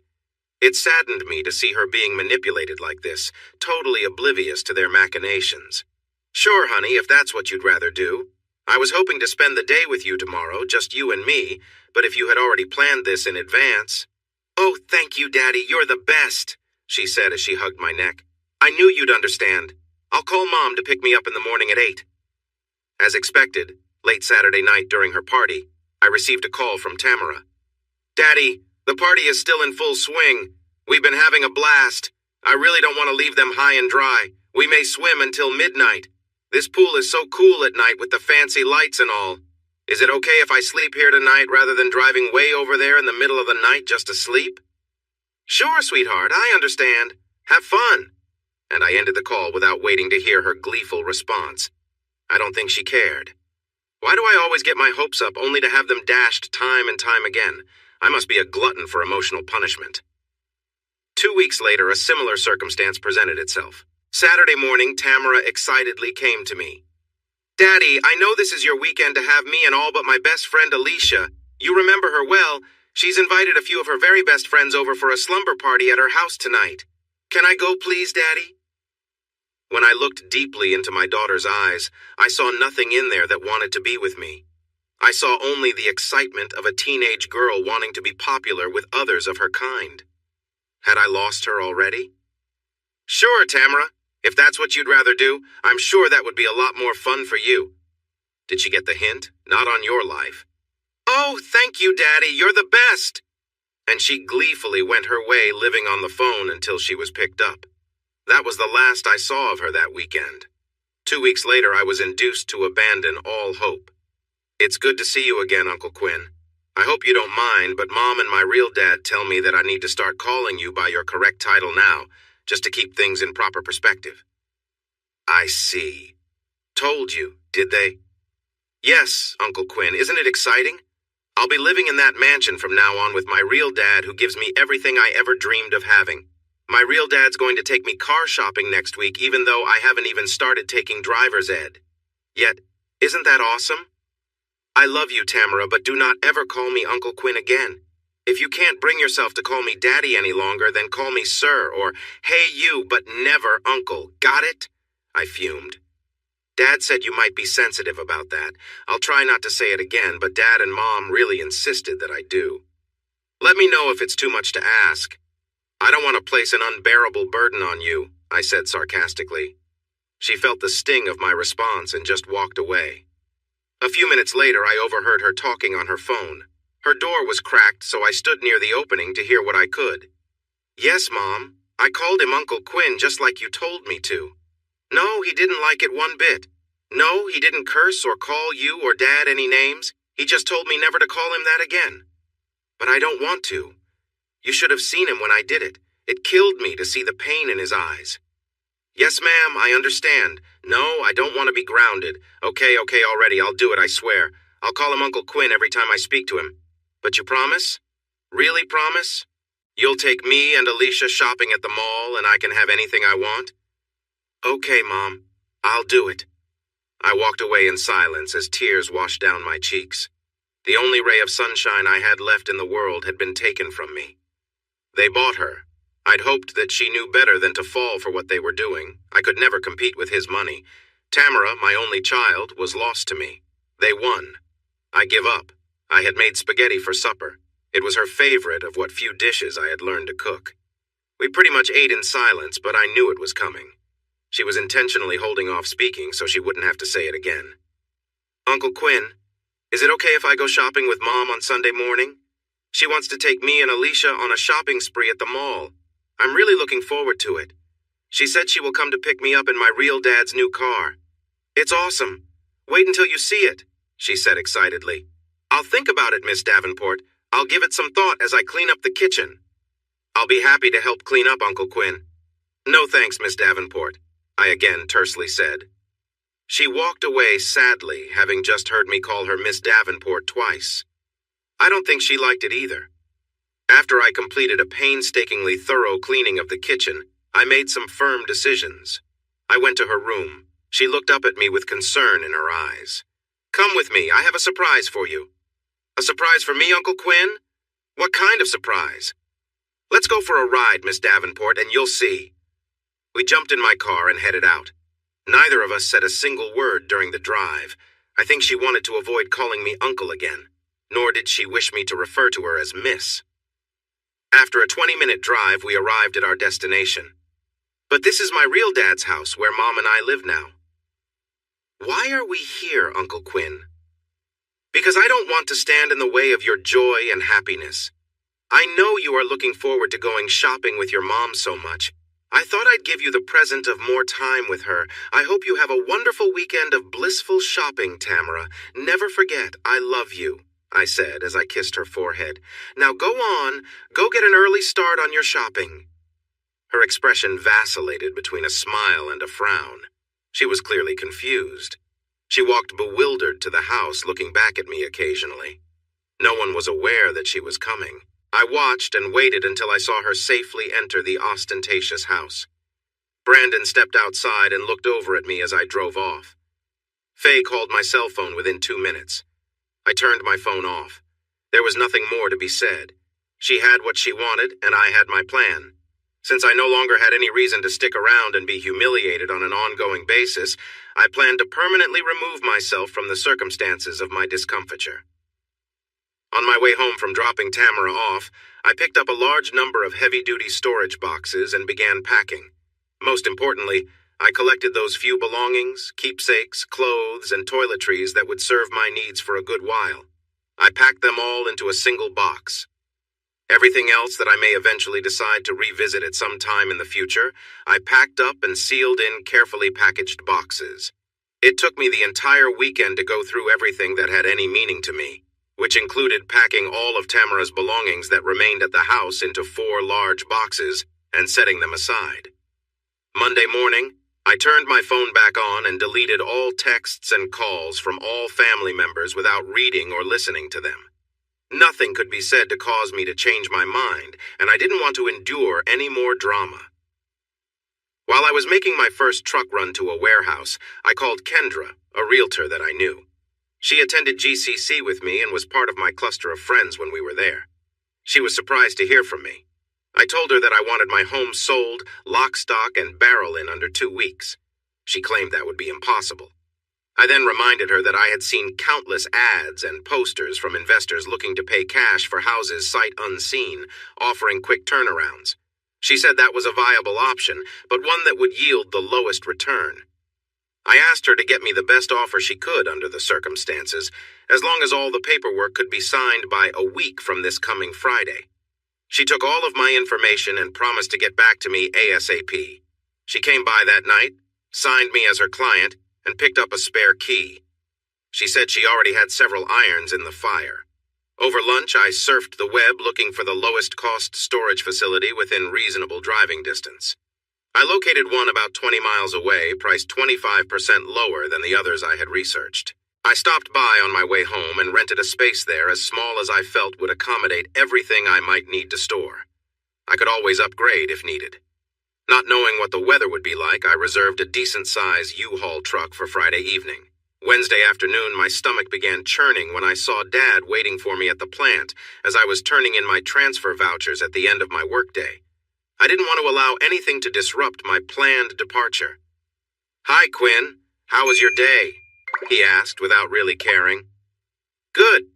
I moved a lot of product today, just dotting the I's and crossing the T's, finishing my paperwork so I can get paid," I said flatly. "Great. I've heard nothing but good reports about you. Look, the reason I'm here is that you aren't answering your phone or responding to any texts. You've been dodging your family, Quinn. Is something going on that we should know about? We're all worried sick about you." We both knew that he didn't want any personal family business openly discussed where ubiquitous ears could start a gossip chain. I admit that I've not felt like interacting much with anyone, just work, eat, and sleep. That's my life now. "Well, I hope your outlook changes for the better on Sunday." "Why? What's happening on Sunday?" I feigned interest. "We're having the entire family over for another backyard shindig on Sunday. Everybody wants you to be there. You've always had a great time at these things. It starts at 2 p.m., and we won't take no for an answer. If Brandon and Faye plan to be there, you'll have to. I refuse to be in the same area with them." "I wish you wouldn't be that way, Quinn. But your mother and I figure that seeing them so soon would be too raw emotionally for you right now. That's why we've asked them not to come this time. They talked about taking Tamara to a theme park Sunday. Now that you know that, we expect you to be there, okay?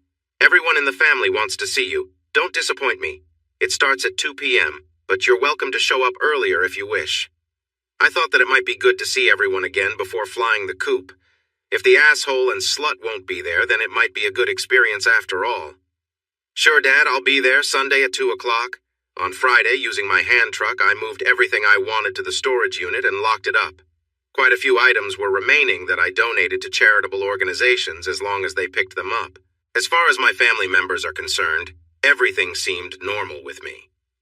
After returning the rental truck, I checked my email. I had filled out a dozen online job applications for a trucking job. I have plenty of experience, all the credentials, and the desire to be away from all the drama that was sure to follow.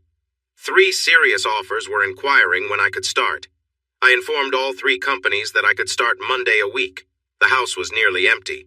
I didn't bother doing any painting or cleanup. It was being sold as is. I slept on an air mattress as I made the final preparations for my exit. I didn't expect to hear from anyone until Tamara's next scheduled visit. I collected our wedding album and every picture we had in the house, and during the evenings, I went through each one, cutting every one of my images completely out of them. I held on to 3 of my favorite pictures of Tamara and placed all of the reviewed and edited pictures in with Tamara's belongings. I didn't want to leave behind any targets with my face for them to spit on or play darts with. I called Grandpa to see if he would be at the family gathering on Sunday. He said he was unable to go this time because he had already arranged to look at some livestock he was considering adding to the farm. He would be gone for 3 days to attend the auction. I understood and didn't expect any problems since the 2 traders would be out of the picture. Mom hugged me forever when I arrived. When I tried to shake Dad's hand, he pulled me into a bear hug and patted my back. They both seemed sincerely happy that I was there. I joined the group and reconnected with other family and friends. The caterer had done an excellent job providing a banquet complete with all the trimmings. Mom and Dad made a big show of sandwiching me between them at the table as if I was some kind of prodigal son. After the meal, I excused myself to the restroom. Of course, I knew where it was, having grown up in that house. It was when I exited the bathroom that I was met with an unexpected shock. Dad and Brandon were waiting out of sight just outside the door. They both grabbed me. My struggle against them was fruitless. I was diminutive compared to them. I might not escape their clutches, but I could certainly make noise. The moment I began yelling, Faye quickly stretched a strip of duct tape tightly across my mouth to silence me. Apparently, she had anticipated my objection. Mom injected, "Be careful not to cover his nose. We don't want any harm to come to him." I was frog-marched to my old bedroom. No one outside would be able to hear anything said in that room. It was too distant. A DJ had already started playing music for the backyard festivities. I'm sure many were already dancing and enjoying the venue and would never miss us. As my dad strong-armed me, search him thoroughly, Faye, and I do mean thoroughly. Make certain that he has no recording devices of any kind nor an active cell phone. As thoroughly as Faye was intimately exploring my body under my clothes with her hands, I almost thought we were going to have sex. He has nothing but his cell phone, and I just turned it off. He's clean, she confirmed. I noticed a heavy-duty solid oak kitchen chair positioned in the open area of the bedroom. I was unceremoniously shoved into it. As Dad and Brandon held me securely, Faye duct-taped my wrists and ankles as they were tightly pressed against the wood frame. When I had been rendered immobile, they all stepped away and looked me over. They could tell that I was not happy. Mom took charge of my ambushed abduction. Quinn, honey, I'm sorry we had to take these measures to talk to you, but you gave us no other choice. We probably have more questions than you do, but one thing is certain. You're going to hear us out and listen to everything we have to say to you. You'll be free to go after we've all said that needs to be said, but it's time you heard the whole truth. Perhaps then, you'll view things differently than you do now. None of us are ready to give up on you, no matter what you think. Every person in this room loves you more than you can imagine, and that includes Brandon and Faye. Now, what I need to know from you before getting started with what must be said is, do you plan to yell and scream at us if we take the tape off your mouth? If you can contain your anger and talk with us calmly, this will go much more easily for you. Do you promise to be good and remain calm and respectful at all times if Faye removes the tape? I reluctantly nodded my head. I figured I might manage to calmly and serenely tell the four of them to go to hell rather than be subjected to a completely one-sided conversation. Excellent, Quinn. I knew you could be reasoned with. As Faye takes the tape off, remember, if you raise your voice a single time, she will silence you once again, and you will remain that way until we're done here. Understood? I nodded again. I had expected Brandon and Faye's betrayal to continue, but I was shocked that Mom and Dad would be willing participants in this intervention if they chose to think of it that way. I decided not to speak until I had something important to convey. Calling them all disparaging names doesn't qualify as important at this moment. They looked at me expectantly. Dad, you lied to me. You lied and said that neither of them would be here. Is that what I'm here for? More lies and deceit? Mom became the spokesperson for the group. Quinn, yes, we admit that we misrepresented the truth to you. You would not have come knowing that either of them would be here. You need to hear some things other than your own misguided interpretation of events. You've refused every attempt we've made to talk to you, so we were forced to make these unfortunate arrangements to compel you to hear the truth. Whose truth, Mrs. Davenport? The backstabbing slut's truth? My asshole ex-brother's truth? Or yours and Dad's truth? You're all in cahoots together against me, 4 against 1. What about my truth, Mrs. Davenport? Does my truth count for nothing? I said with an unnerving calm. Mom winced and pulled back at my invectives. She hadn't anticipated my boiling anger. Calling her by her married name divorced her connection as my mother, and she didn't like it. You're just as important as any of us, Quinn. Of course, what you think counts. Why else do you think we'd go to so much trouble to get you here? If I'm equally important, why am I the only one restrained in a wooden chair? As I said, you'll be free to go after we've had our say. I give you my word, she added. Right now, Mrs. Davenport, I hope you realize that your word means nothing to me. She looked pained to hear my remark. That may be the case, Quinn, but every word I'm about to say is the unvarnished truth. I swear it on my life. Not wishing to delay this any further, I did not respond. Very well. Quinn, first, I want you to know that everyone in this room loves you with all their hearts. I realize you may find that hard to believe, but you are about to learn some hard truths. Truths that you may not want to hear. Truths I never wanted you to know, but truths you now need to know to help put things in proper perspective. Here goes. You were born prematurely with low birth weight. Shortly after you were born, you were diagnosed with cryptorchidism. We had no clue what that was, but we are very familiar with it now. Cryptorchidism is the medical term for an undescended testicle. In your case, it was both. Yours were shown to be fairly high up inside you. The doctors suggested we wait a couple of months to let you gain some weight and strength, but also to see if one or both of your testicles would descend naturally. They didn't. Reluctantly, we gave permission for you to have corrective surgery to put everything where it belonged. We never told you of this because we had no clue at the time about your other situation. While the doctors were inside you to correct your gonad placements, they discovered a small remnant of an ovary that had not fully formed. Although they successfully relocated your testicles, we were told that they were not fully formed either. The doctors explained that this may result in you having a very small penis after puberty. We also learned that you may be sterile as a result and may experience gender dysphoria or gender confusion as you aged. They were unable to tell us which gender you might gravitate toward naturally as you aged. This was shocking news to me. I was stunned. Why was I never told of this? Why did you or Dad never say anything about it? I'm getting to that, Quinn. Your father always wanted a boy. That's why he gave Brandon his name. I, in turn, always wanted a girl. In essence, we felt the doctors were telling us that you could go either way. Not knowing what your natural inclination would be, your father and I argued extensively, but he finally agreed to let me try raising you as the daughter I always wanted. As a result of complications from your birth, I ended up having a hysterectomy, which ended our prospects of any more children. You were my only hope for a daughter. Daughter? I murmured in shocking disbelief. That's right, Quinn. You may not recall the memories of your early years as my daughter. Your name fits perfectly with the narrative. We have always avoided the use of the words son or daughter with you after you chose the role of male for yourself. But in the beginning, you were the daughter I always wanted. I happily dressed you in the cutest dresses and feminine baby gowns. You were the most adorable daughter I could imagine. When you were being potty trained, we encouraged you not to soil your big girl panties. Vague, repressed memories began to trickle their way to the surface in my mind. You seemed to love your new panties, and I reveled at your acceptance. We purchased many Barbie dolls, Ken dolls, and tons of Barbie accessories that were left lying around the house. You and I played with them often during that time. Barbie and Ken dolls are sitting on that shelf over there here in your room to this very day. But you always told me they were decorative and I wasn't allowed to throw them away. I wanted them to remain as a reminder in case you ever gravitated back to that side of yourself.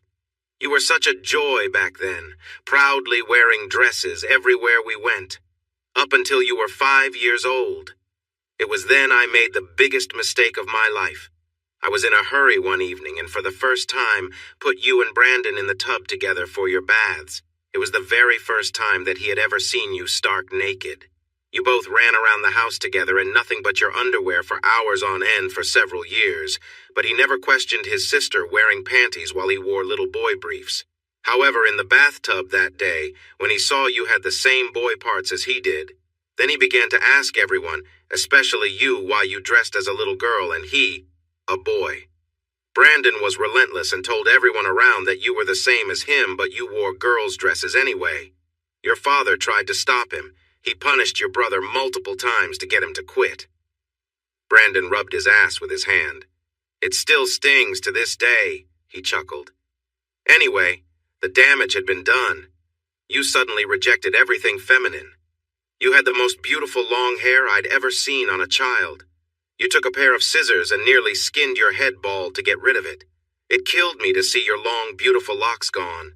I'd dress you in panties and a dress, and you'd strip and run around the house naked instead. You demanded boy clothes like your brother. For some reason, you wanted to be just like him rather than the daughter I longed for you to be. Even in public, if I ever took you out dressed as a girl, you'd strip and embarrass me in front of anyone regardless of the circumstances. I realized I was losing the battle.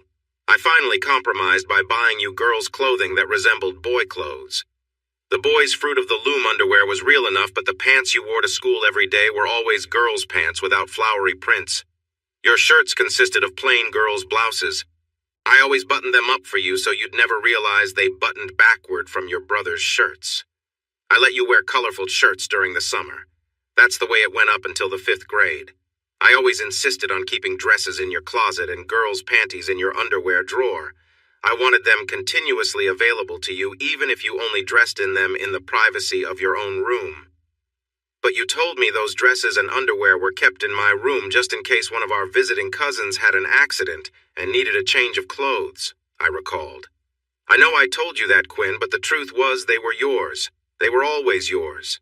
You never noticed, I'm sure, but you didn't realize that as you grew, so did those dresses in your closet and panty sizes in your drawer. Regardless of how old you were, every dress in that closet and piece of girl's underwear in your drawer would always fit you perfectly. I saw to that personally. Oh, you'd push the dresses to the side or to the back of your closet, but every afternoon when you returned home from school, there they were, front and center, back where they belonged. But it was when you were 10 years old in 4th grade that I took another shot at getting you back as my daughter. I don't remember anything like that happening in the 4th grade. What are you talking about? I inquired. I could tell that you were in the beginning stages of puberty. I wanted to grab onto any chance that I could to reclaim you as my daughter. I had a very close friend, my former college roommate, Dr. Edith Bentley, who is a well-respected psychiatrist/therapist. She was in a position to prescribe the regimen that I sought for you, and she is also very inclined to help those who desire to transition. I talked her into subjecting you to a single interview. I gave her a list of 3 and only 3 questions to ask you. She looked them over and told me that if you honestly answered yes to all 3, then she would accommodate my request as your parent who knew you better than anyone and had your best interest at heart. She told me that she was probably the only psychiatrist in the country that would do this for me, but after all, she trusted me implicitly. Her one objection that I was unable to overcome was my being there. I was not permitted to be in the room when she questioned you. She did not want my presence to impact the candor of your responses in any way. I was puzzled. I'm not sure I remember meeting her.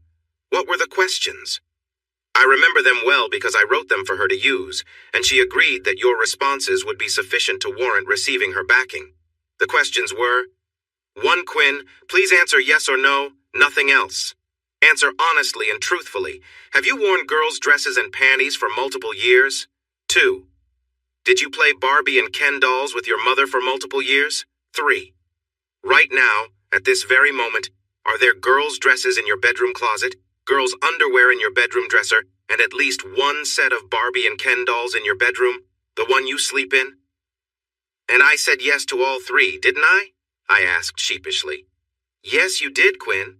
Even though you hadn't worn dresses or played with dolls in years, you remembered going through that period for multiple years in your past. I was so happy you were completely honest with her, but she later told me what sealed the deal for her was your clothing. When you went into her office, you were wearing a girl's blouse and girl's pants. She was certain of it because her daughter had the exact same outfit. She diagnosed you with gender dysphoria as a confused male who secretly desired to transition into a female. Because you weren't of age, your father and I had to consent to your medical treatment. Dr. Bentley prescribed puberty blockers as annual implants under your skin to suppress your body's release of testosterone. After 2 months on the puberty blockers, she prescribed pills for your estrogen treatment, which is a feminizing hormone that blocks the action of testosterone. It prevented voice deepening, limited the growth of your genitalia, gave you the start of breasts, likely rendered you permanently infertile, gave you softer, less oily skin, smaller testicles, also called testicular atrophy, reduced muscle mass, more body fat which resulted in weight gain, and less facial and body hair, all of which happened between 3 months to 3 years of you being on the program. You what? I remembered, and caught myself, trying to contain my rage. You put me on puberty blockers, chemically castrated me, and fed me estrogen without my knowledge or consent? I can't believe this. How could you do that to your own son? I never saw shithead Brandon get any makeovers. Why me? Why didn't you ever talk to me or tell me? Why was this all done behind my back? Does every member of my family hate me that much? You've got it all wrong, Quinn. Nothing could be further from the truth. You are loved beyond measure. Don't you see? Everything we did was out of pure love for you in hopes of you becoming all that you were meant to be. We were merely trying to help jumpstart the process. If Brandon hadn't screwed everything up, you'd be outside in the backyard now with all of the family, happily living your role as our daughter with a wonderful life ahead of you. But despite everything we tried to do to help you, you fought us at every turn. By the middle of your junior high school years, we finally gave up on the treatments or surgical considerations. All they seemed to do, besides the obvious physical changes, was make you irritable and temperamental. Mrs. Davenport, I'm sure you meant well and had nothing but the best motivation for everything you did. I hated every moment of it, but all that's in the past. How in the world does any of this have anything to do with my backstabbing slut wife and asshole ex-brother? I wish you would stop calling them horrible names, Quinn. It's not very becoming, and it doesn't accomplish a thing. I don't want to have to ask Faye to silence you again, nor do I think it would be helpful. I understand, Mrs. Davenport. Please accept my apology. Faye and Brandon are nothing less than the purest disciples of the Bible. I bet they walk on water every day. We should all be worshiping at their feet. Please continue to regale the myriad of ways they have improved my life, I said with dripping sarcasm. Your sardonic wit, though intended to cut, is closer to the truth than you think, Quinn. There's even more that you don't yet know. I'm sorry. What you're about to learn may hurt the most, my concerned mother continued. I couldn't imagine how anything else could hurt me worse than everything I now knew. All I know is that I wanted to get out of this place as soon as possible. I realized that talking with them only slows things down. Just get it over with, whatever it is, I appealed. Sweetie, I know that you didn't want to meet with your beautiful wife, Faye, or your brother Brandon anytime soon, but we figured that it would be best for you in the long run if we just ripped the Band-Aid off in one go. Once you hear the rest, you'll understand. Again, I say, Quinn, everyone in this room loves you more than you could ever know. By the time you finished junior high school, I had given up on the prospect of you embracing your role as my daughter. Your recalcitrance was relentless, so our focus turned to help you achieve happiness as the male you seemed determined to become. We felt we had to look out for you even more as the fairer of our two children. You had no idea that you had taken puberty blockers or estrogen supplements for years. You thought I was giving you vitamins every day. You may have had the mindset of a male, but you had most of the body of a female. Mom continued, it was too late to turn you back physically. We had to work with what you had become. We strove to protect you and encourage you to be mindful of your delicate condition, the condition of which you were emotionally unaware. When you reached high school and began dating Jenny, we thought she was a nice girl, but we were unsure if we could control her. After numerous conversations your father and I had with her over the time you dated her, we concluded that she was too much of a wild card to become your wife. She might have caused you more harm than good. Then, when we became aware of your imminent proposal, we knew we had to do something to make you set her aside. That's where Brandon came in. We asked him to seduce her. Our plan was to have her fall in love with him and break up with you herself, but it was a stroke of luck that you caught them when you did. When you caught them at that club, that wasn't the first time they were together, but it was the first time you caught them. Your brother truly liked and respected Jenny, but he loved you more, and seduced her as we asked, solely for your long-term benefit. Of course, he dropped her right after you broke it off with her. I sat there stoically and silently.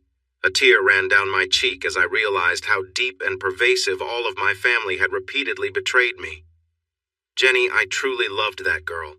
They set her up to ruin her for me simply because she was on my side and not theirs.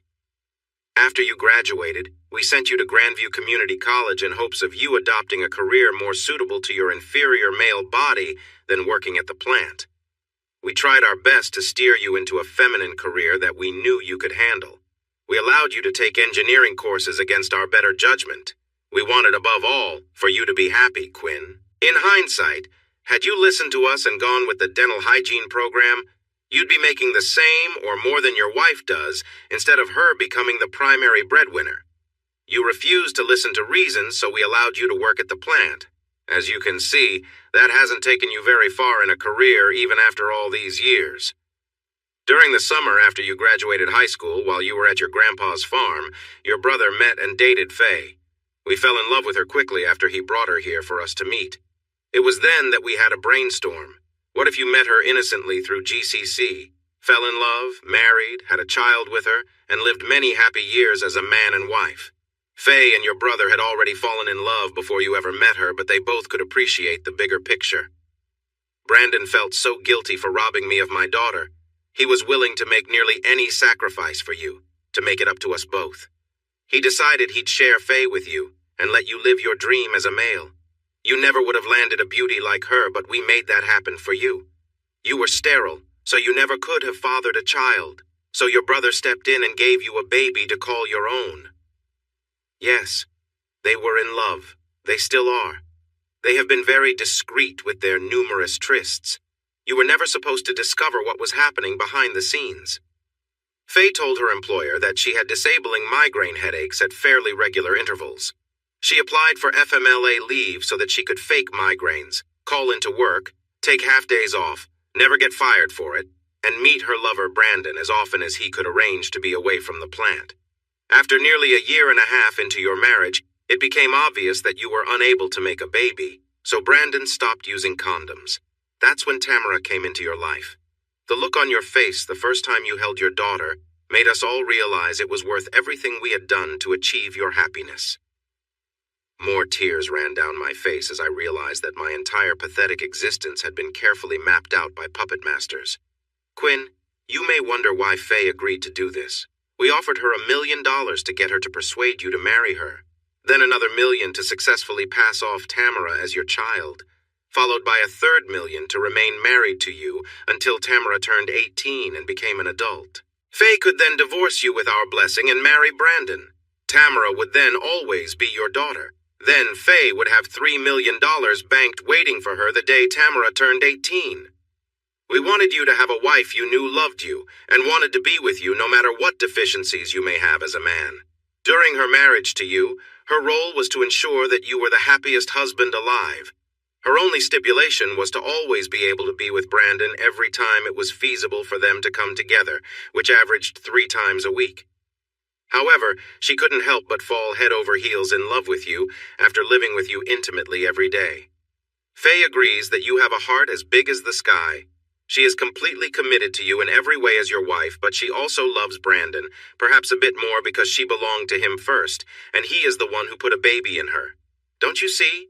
All 4 of us did everything for you, Quinn, out of pure love.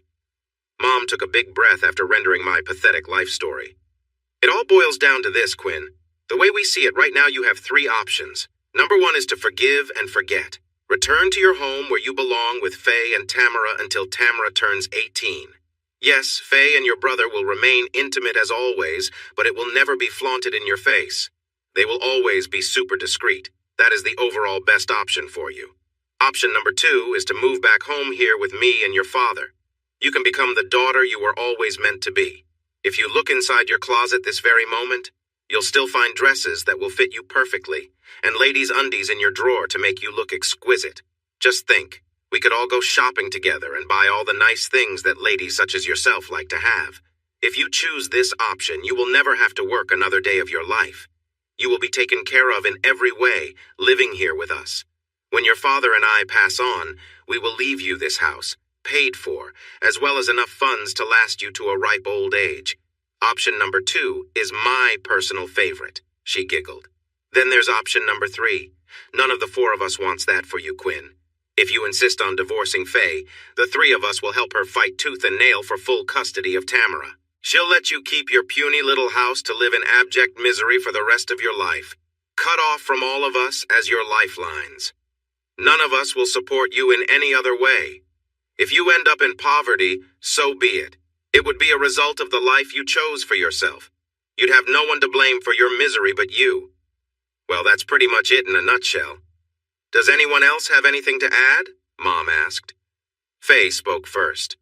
Every word she said is 100% true, Quinn. I love you with deep, true, undying love. Tamara and I miss you terribly. We want to be a family with you again.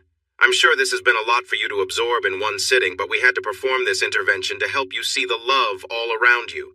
Please choose the first option, and let us come back where we belong so we can all be a happy family again, as we were before you exploded everything. Brandon jumped in. That's right, Quinn. No hard feelings? I still feel bad about screwing up Mom's chances of having you as her daughter. I'm fine with either option 1 or 2. I'll back you 100% either way. I've got your back, always have. Mom chimed. Thank you, kids. I'm sure that means a lot to Quinn. Now that you know the whole truth, and I swear that every word of it is factual, what do you want to do? Tell us. Tell us how we can help you get through this. We'll do whatever we can, all 4 of us together. What's it going to be, Quinn?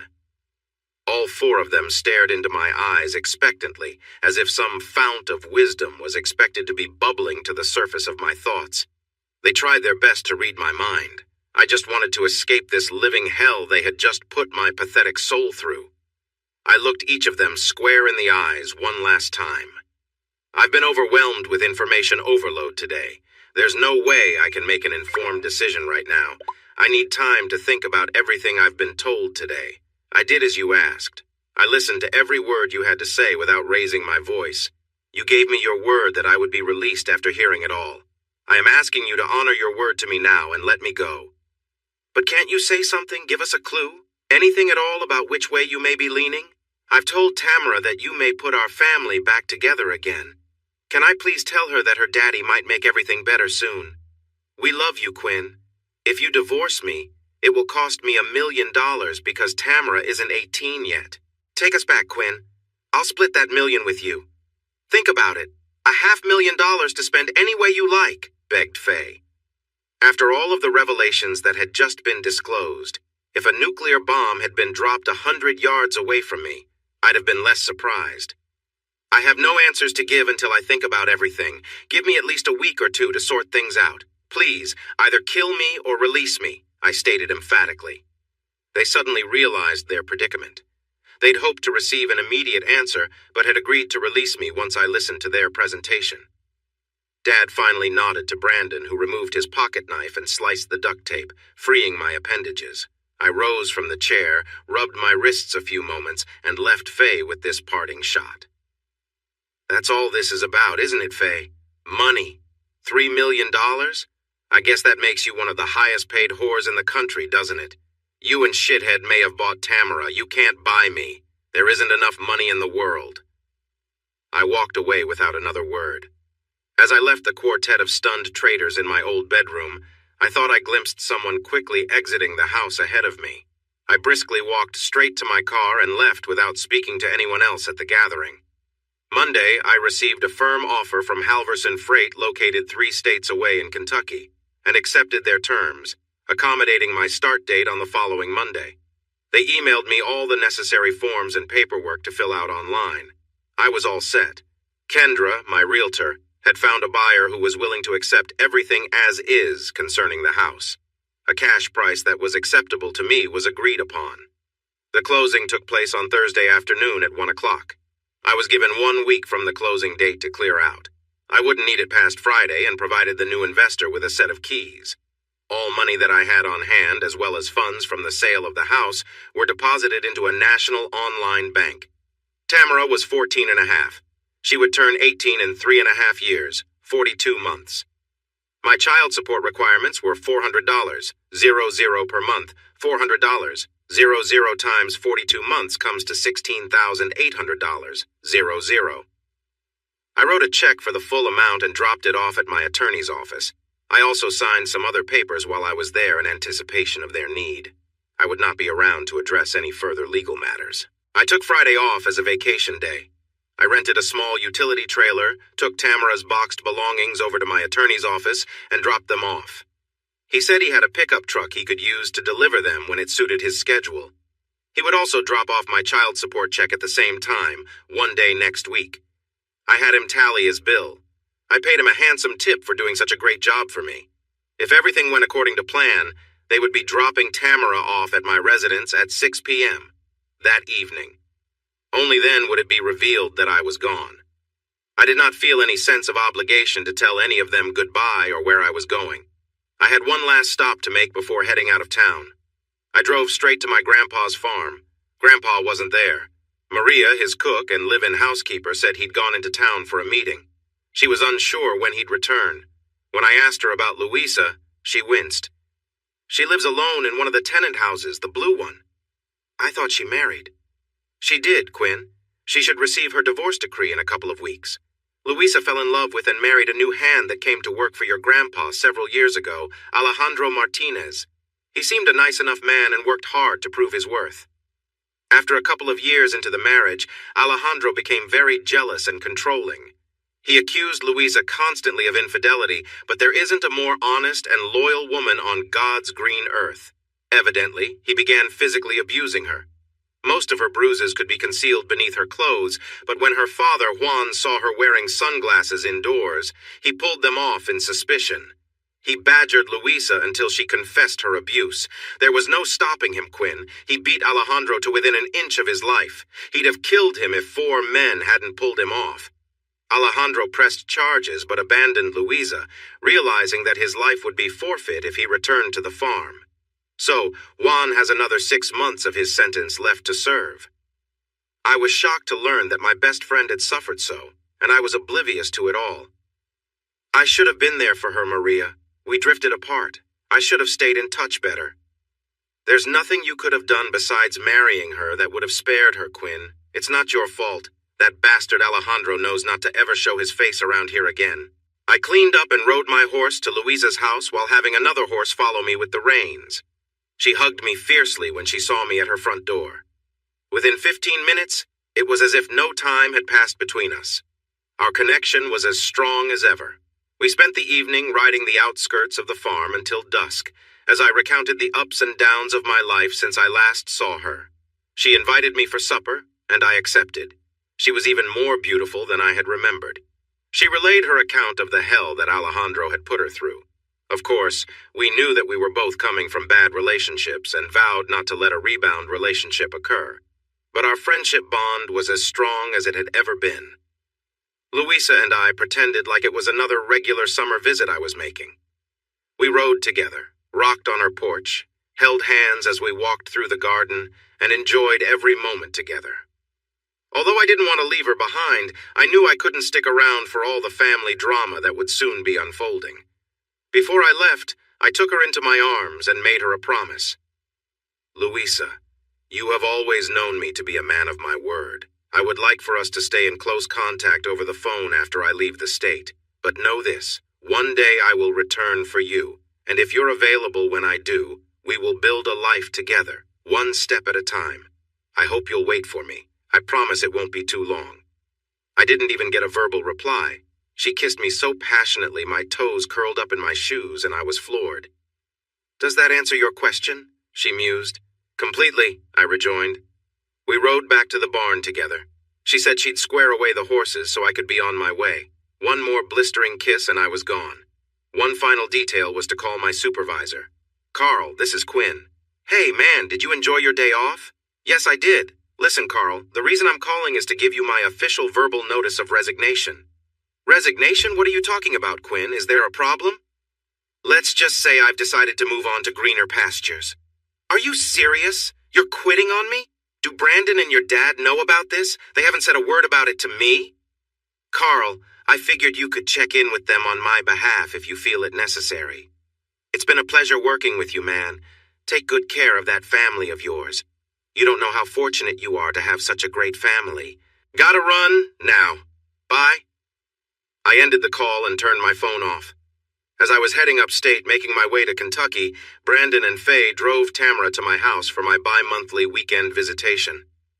As Tamara exited the car and was walking toward the house, she noticed that, uncharacteristically, I wasn't coming out to greet her as I normally did. They decided to wait and make sure she was safely inside the house.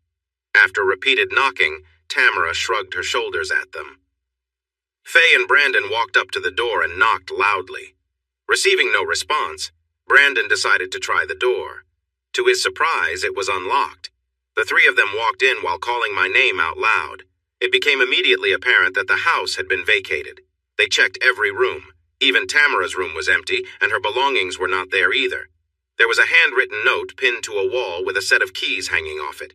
To the new owner, here is an extra set of keys. All of the utilities have been turned off and are no longer in my name. Thank you for working with me on such a fast turnaround, Quinn Davenport. What's going on, Mom? Asked a concerned Tamara. Where's Daddy? Did he sell our house? Where is he now? I don't understand. I'll call him. She dials the number. It says his number is disconnected or no longer in service. The three of them stood there in shock and disbelief. This isn't what was supposed to happen. When I reported to work at Halverson Freight on Monday morning, they had my truck ready for pickup. It was a fairly new model with barely 6 months of road service. I would be making coast-to-coast long-distance runs, and they didn't want to have to deal with breakdowns that might interfere with guaranteed delivery times. They usually partner new recruits with a seasoned veteran for a week or two, but they were short-handed. A very gorgeous, very married secretary explained all of the procedures I would need to employ to stay in proper contact for pickups and drop-offs, as well as how to process my mileage to get paid. It was a large sleeper cab, so I was set. I would have to fit it with a dorm-size refrigerator, microwave, and TV to customize it to suit my needs. My first destination was Idaho. The comprehensive truck-stop-friendly GPS guided my way. For the next 3 months, I settled nicely into my new routine. I was required to maintain meticulous records documenting hours on the road and downtimes. They were sticklers about those details. There were several truck stops where I made friends with other truckers and especially the waitresses. I always tried to be circumspect with them. I had asked my dispatchers and people in the office to take any messages if anyone called for me, then toss them in the trash. They said no problem. Apparently, I wasn't the only employee who had severed ties with their past. I dropped off my load at a location in California. It was the end of a long day for me, so I headed to a nearby diner for a sit-down meal, rather than a TV dinner. My food had just been delivered, and I was enjoying my first bites when in walked 2 unexpected individuals. There's no way this could be a coincidence, on the other side of the country from my ex-dad and ex-brother's residences. Dressed in suits, they both sat down in the booth across from me. I was hungry and was appreciating this good meal, so I ignored them. Dad tentatively began, "God, Quinn, you have no idea how challenging it was to find you. How have you been?" I didn't even look up. It irritated Brandon that not only had I caused him to drive Tamara to an empty house that evening, but disliked that I was ignoring our father. He decided to try his luck with me. "Look, Quinn, we've come a long way just to see you. That should count for something. We wouldn't be here if we didn't care. Why did you turn your back on us and just cut and run as you did?" I figured the banter could prove amusing, so I responded, "Come to collect on Tamara's child support? My attorney was supposed to deliver a lump sum check for the whole amount in full. Did you not receive it?" I sarcastically inquired. "Do you think I care anything about your paltry child support?" "Really? Then why did you cash the check?" I chuckled. "Look, Quinn," Dad inserted, "we didn't come here to argue. We came here to make you an offer. All 5 of us miss you terribly, especially Tamara. That wasn't right what you did to her. It leaves emotional scars when a daughter is rejected by her father. She thinks it's all her fault that you left. Not only that, dozens of plant workers ask Brandon and me every day where you are and when you're coming back. We had no idea how influential you were with everyone at the plant. They all seem to think of you as their best friend or something like that. We want you back, son. We need you to come back. We're prepared to double your salary if you come back with us today. You can stay with your mom and me until you get settled again. It won't cost you a dime. You can't beat that now, can you?" "Come back?" I questioned. "Why? So you can humiliate me some more? Or betray me all over again? No thanks. I'm quite happy where I'm at, thank you." "Is that why you think we're here? You're a unique presence, son, and have made a positive impact on the morale of your co-workers. If not for us, come back for them. What if we sweetened the pot even more? How about a starting salary of 2.5 times your previous amount?" "That's nothing to sneeze at, Quinn. Think about it for a minute, please," he pleaded. They seemed desperate, and I had no idea why. However, my mind was made up. "Remember back when you 2 wrestled me into that chair and had that whore duct tape me to it? As I recall, she offered me $500,000 to take her back and let her fuck me. $500,000. If I turned down $500,000, what makes you think I'd be interested in coming back to work for the peanuts you're offering?" I was given 3 options that day. As you can see, I've chosen option number 3. I'm divorcing that whore's ass, and I don't need a stinking penny from any of you. Pay somebody else to fuck the whore. She isn't worth it to me. "Why, you damn sissy faggot!" Brandon exclaimed. Apparently, he had become offended at something I said. He moved to grab me from across the table when 2 of my fellow truckers stepped up to our table. "Is there a problem here, Quinn?" one of the truckers asked. "I don't know. Is there?" I inquired as I looked Brandon in the eye and said, "It's impossible to repeal the law of retribution, and one of these days it's going to catch up with you." "Come on, Brandon," Dad urged. "He's obviously not ready to listen to reason. Let's get out of here." The 2 of them unceremoniously left the premises. I thanked my friends for their assistance. It still puzzled me why they pressed me so urgently to return. There's a piece of the puzzle I'm not seeing. Meanwhile, Louisa and I were growing closer every day, FaceTiming on our phones, even though we were thousands of miles apart. We made contact nearly every night so we could see each other while we talked. If there was another man involved in Louisa's life, I saw no evidence of it. 3 weeks later, I was in Texas under similar circumstances. After dropping off a load, I was at a luxury full-service truck stop. I had planned on a great steak dinner followed by a shower and shave as my truck was being fueled and inspected. I had just sat down at my table when I was again surprised, this time by Tamara, who grabbed my neck and hugged me fiercely. She was crying. Tears of joy? I too was happy to see her and hugged her back just as strongly. She was an attractive young lady and was garnering her share of attention in the room. "What are you doing here, Tamara? I know you didn't come to Texas all by yourself. How on earth did you find me?" I queried. "Mom and your brother are outside in a rental car, see?" She waved to the parking lot, and I saw the whore wave back with a big smile on her face. I chose not to reciprocate. "Your dad hired a PI like last time to track you down. You're on the move so much it's hard to find you since you don't stay in any one place for very long." "I see. They were wise not to come inside and let you come in alone to meet me. Honey, I'm thrilled to see you as always, but why are you here? Surely they didn't go to all this trouble just to arrange for you to visit me for a few minutes. There's got to be more to it. What gives, sweetheart?" "You're right, Daddy. But first I need to know why you sold our house and moved away. You have no idea how hurt I was to learn the hard way that you had abruptly left. Do you hate me that much, Daddy, to leave without saying a word?" She teared up. "I'll try to answer your question the best I know how, sweetheart. I could never hate you. I love you now and always will. Nothing will ever change that. I think you're old enough to understand adult matters at your age. Your mother and my brother have been lovers behind my back for our entire marriage. When I caught them having sex in our bed, I learned that not only had your mother been cheating on me the entire time, that's when I discovered that you were not my biological daughter. Their betrayal was nearly unbearable. But I fought tooth and nail for you to have joint custody. You were the only bright spot in my life.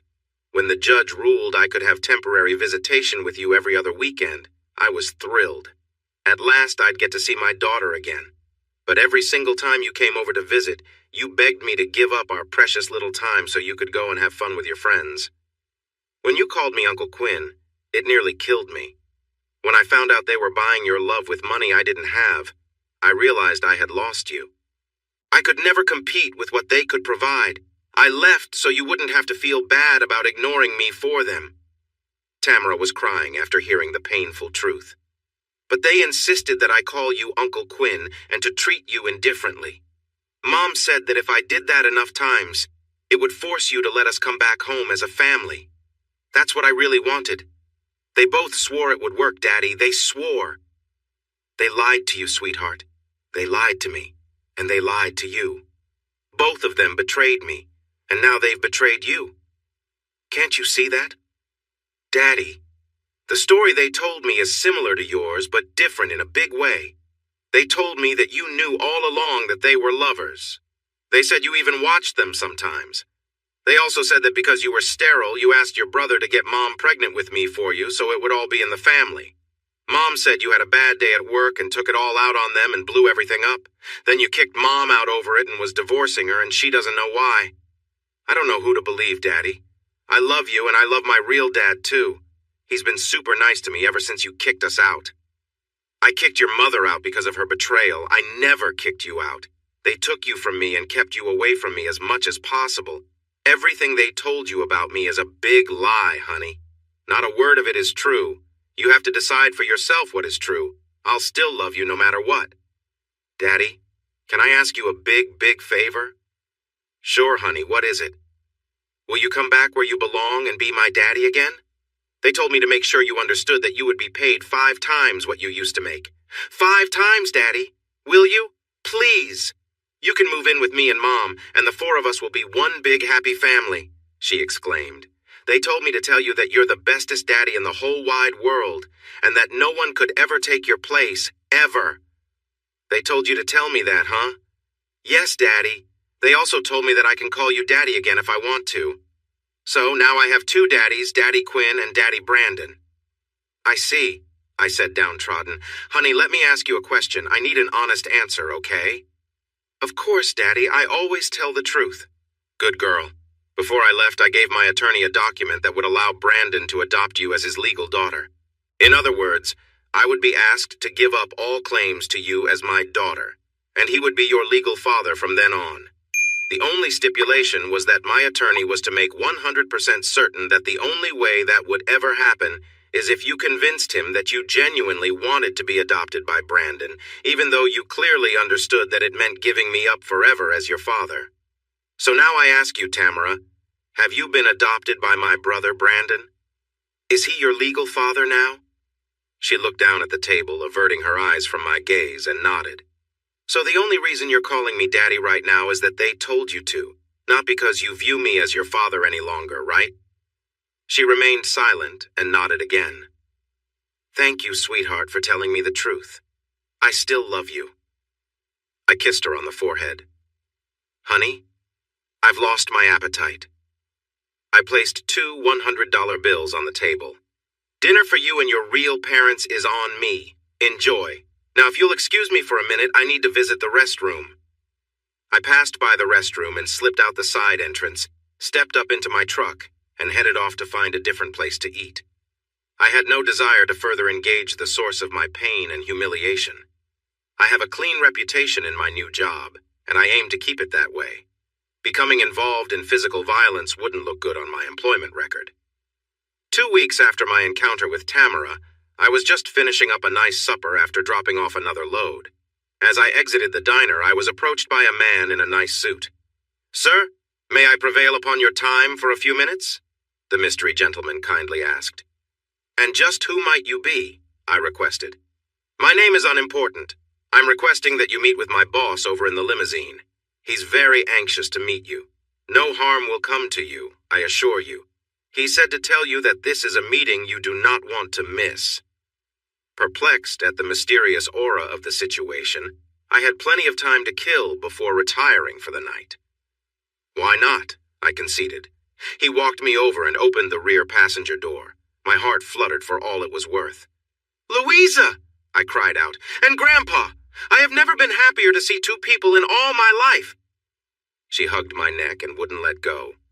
We had grown quite close through our calls. What's going on, Grandpa? Why are you 2 here? I'm not complaining, mind you. I'm thrilled to see you both, I bellowed. The driver closed the car door once I was inside. Louisa and I unabashedly kissed before Grandpa had a chance to get a word in. He waited patiently with a smile as we reconnected. Quinn, my boy, how have you been? You look good. Perhaps this break away from all the drama back home has been good for you. Louisa finally climbed out of my lap and eagerly held my hand in hers as she sat next to me. I'm fine, Grandpa. I've got a good rhythm going with my job, and I'm making decent money, much more than I was getting paid at the paint factory. I'm sure you are, my boy. That's part of what I've come to talk to you about. How did you find me? Did you use the same PI that Dad did to track me down? PI? No need for that. All I had to do was ask Louisa. She knows where you are at all times. She keeps pretty good tabs on her man. When I told her I was coming to see you about a matter, she said the only way she would tell me where you were is if I brought her with me. And I'm glad you did, I exclaimed as I gave her another kiss. What was it that you came to see me about, Grandpa? You might not believe this, Quinn, but I've come to ask you to return to work at Donner Paints, he said with a chuckle. Not you, too. My ex-father and ex-brother already asked me and offered me over double my old salary to come back. Then a couple of weeks ago, Tamara, Brandon, and Faye found me again and offered me 5 times my salary to return, but nobody will say why, other than to boost company morale. And I don't buy that for a second. You're a smart man, Quinn. Manuel, why don't we go for a drive while we talk? Yes, sir. Anywhere in particular? Manuel inquired. Why don't we make a big loop, eventually ending back up here? He requested. And off we went. Quinn, I'm sure you have many questions, and I hope I have enough answers for you. But rather than go through a quanda session, I'd prefer that you indulge an old man and hear me out before you start asking questions. I hope to clear up many things for you. Sure, Grandpa. Anything you say. Having Louisa here with me is a blessing. Please take your time, I humorously insisted. Your grandmother and I, God rest her soul, did our best to raise your father. Because he was an only child, he became spoiled. She would allow him to get away with anything while I had a more disciplined approach. As he aged, he became more arrogant and self-serving. When he married your mother, I had hoped she might influence him to become a better man, but that never happened. After you two were born, I noticed how differently he treated his children. In the early years, I knew you as their daughter at first, then suddenly you became a tomboy or dressed as a male. Regardless of your gender, in my opinion, your father treated you poorly compared to Brandon. You seemed to be the underdog who was being held back by both of your parents. When I was apprised of the full story, I became very angry with your mother. Then I found out only recently about your hormone treatments. Grandson or granddaughter, it didn't matter. You are my grandchild, and that is what is important.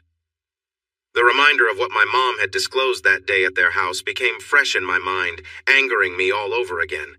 He could see my negative expression and continued, I know, it wasn't right. What they put you through was terrible. But what's done is done. You can't unring the bell. I asked you out to my farm every summer for 2 reasons. One was to afford you a break from your parents' atrocious behavior toward you, and the second was to allow you and me to get to know each other better and form a bond. I realize you may not have appreciated the farm at times, but it gave me a chance to see what kind of a young man you were, and if your parents had already ruined you as they did your brother. Brandon is nothing more than a cookie-cutter image of your father, even more arrogant if possible. But you, my dear boy, you were always special. I was the first one to tell you that you have a heart as big as the sky. The farm workers loved you. Juan enjoyed you taking charge when you were there because you were fair and treated others how you wanted to be treated. All great leadership qualities, Quinn. Louisa and I listened intently to his every word. When I heard through the grapevine that you wanted to work at Donner Paints, I was thrilled. You persisted in the face of your family's resistance. When I talked to your father about it, I suggested you be placed in the various stations for a year or better to learn everything there was to know about the positions and endear yourself with your co-workers. You have a knack for connecting with others on a personal level that elicits devotion and respect.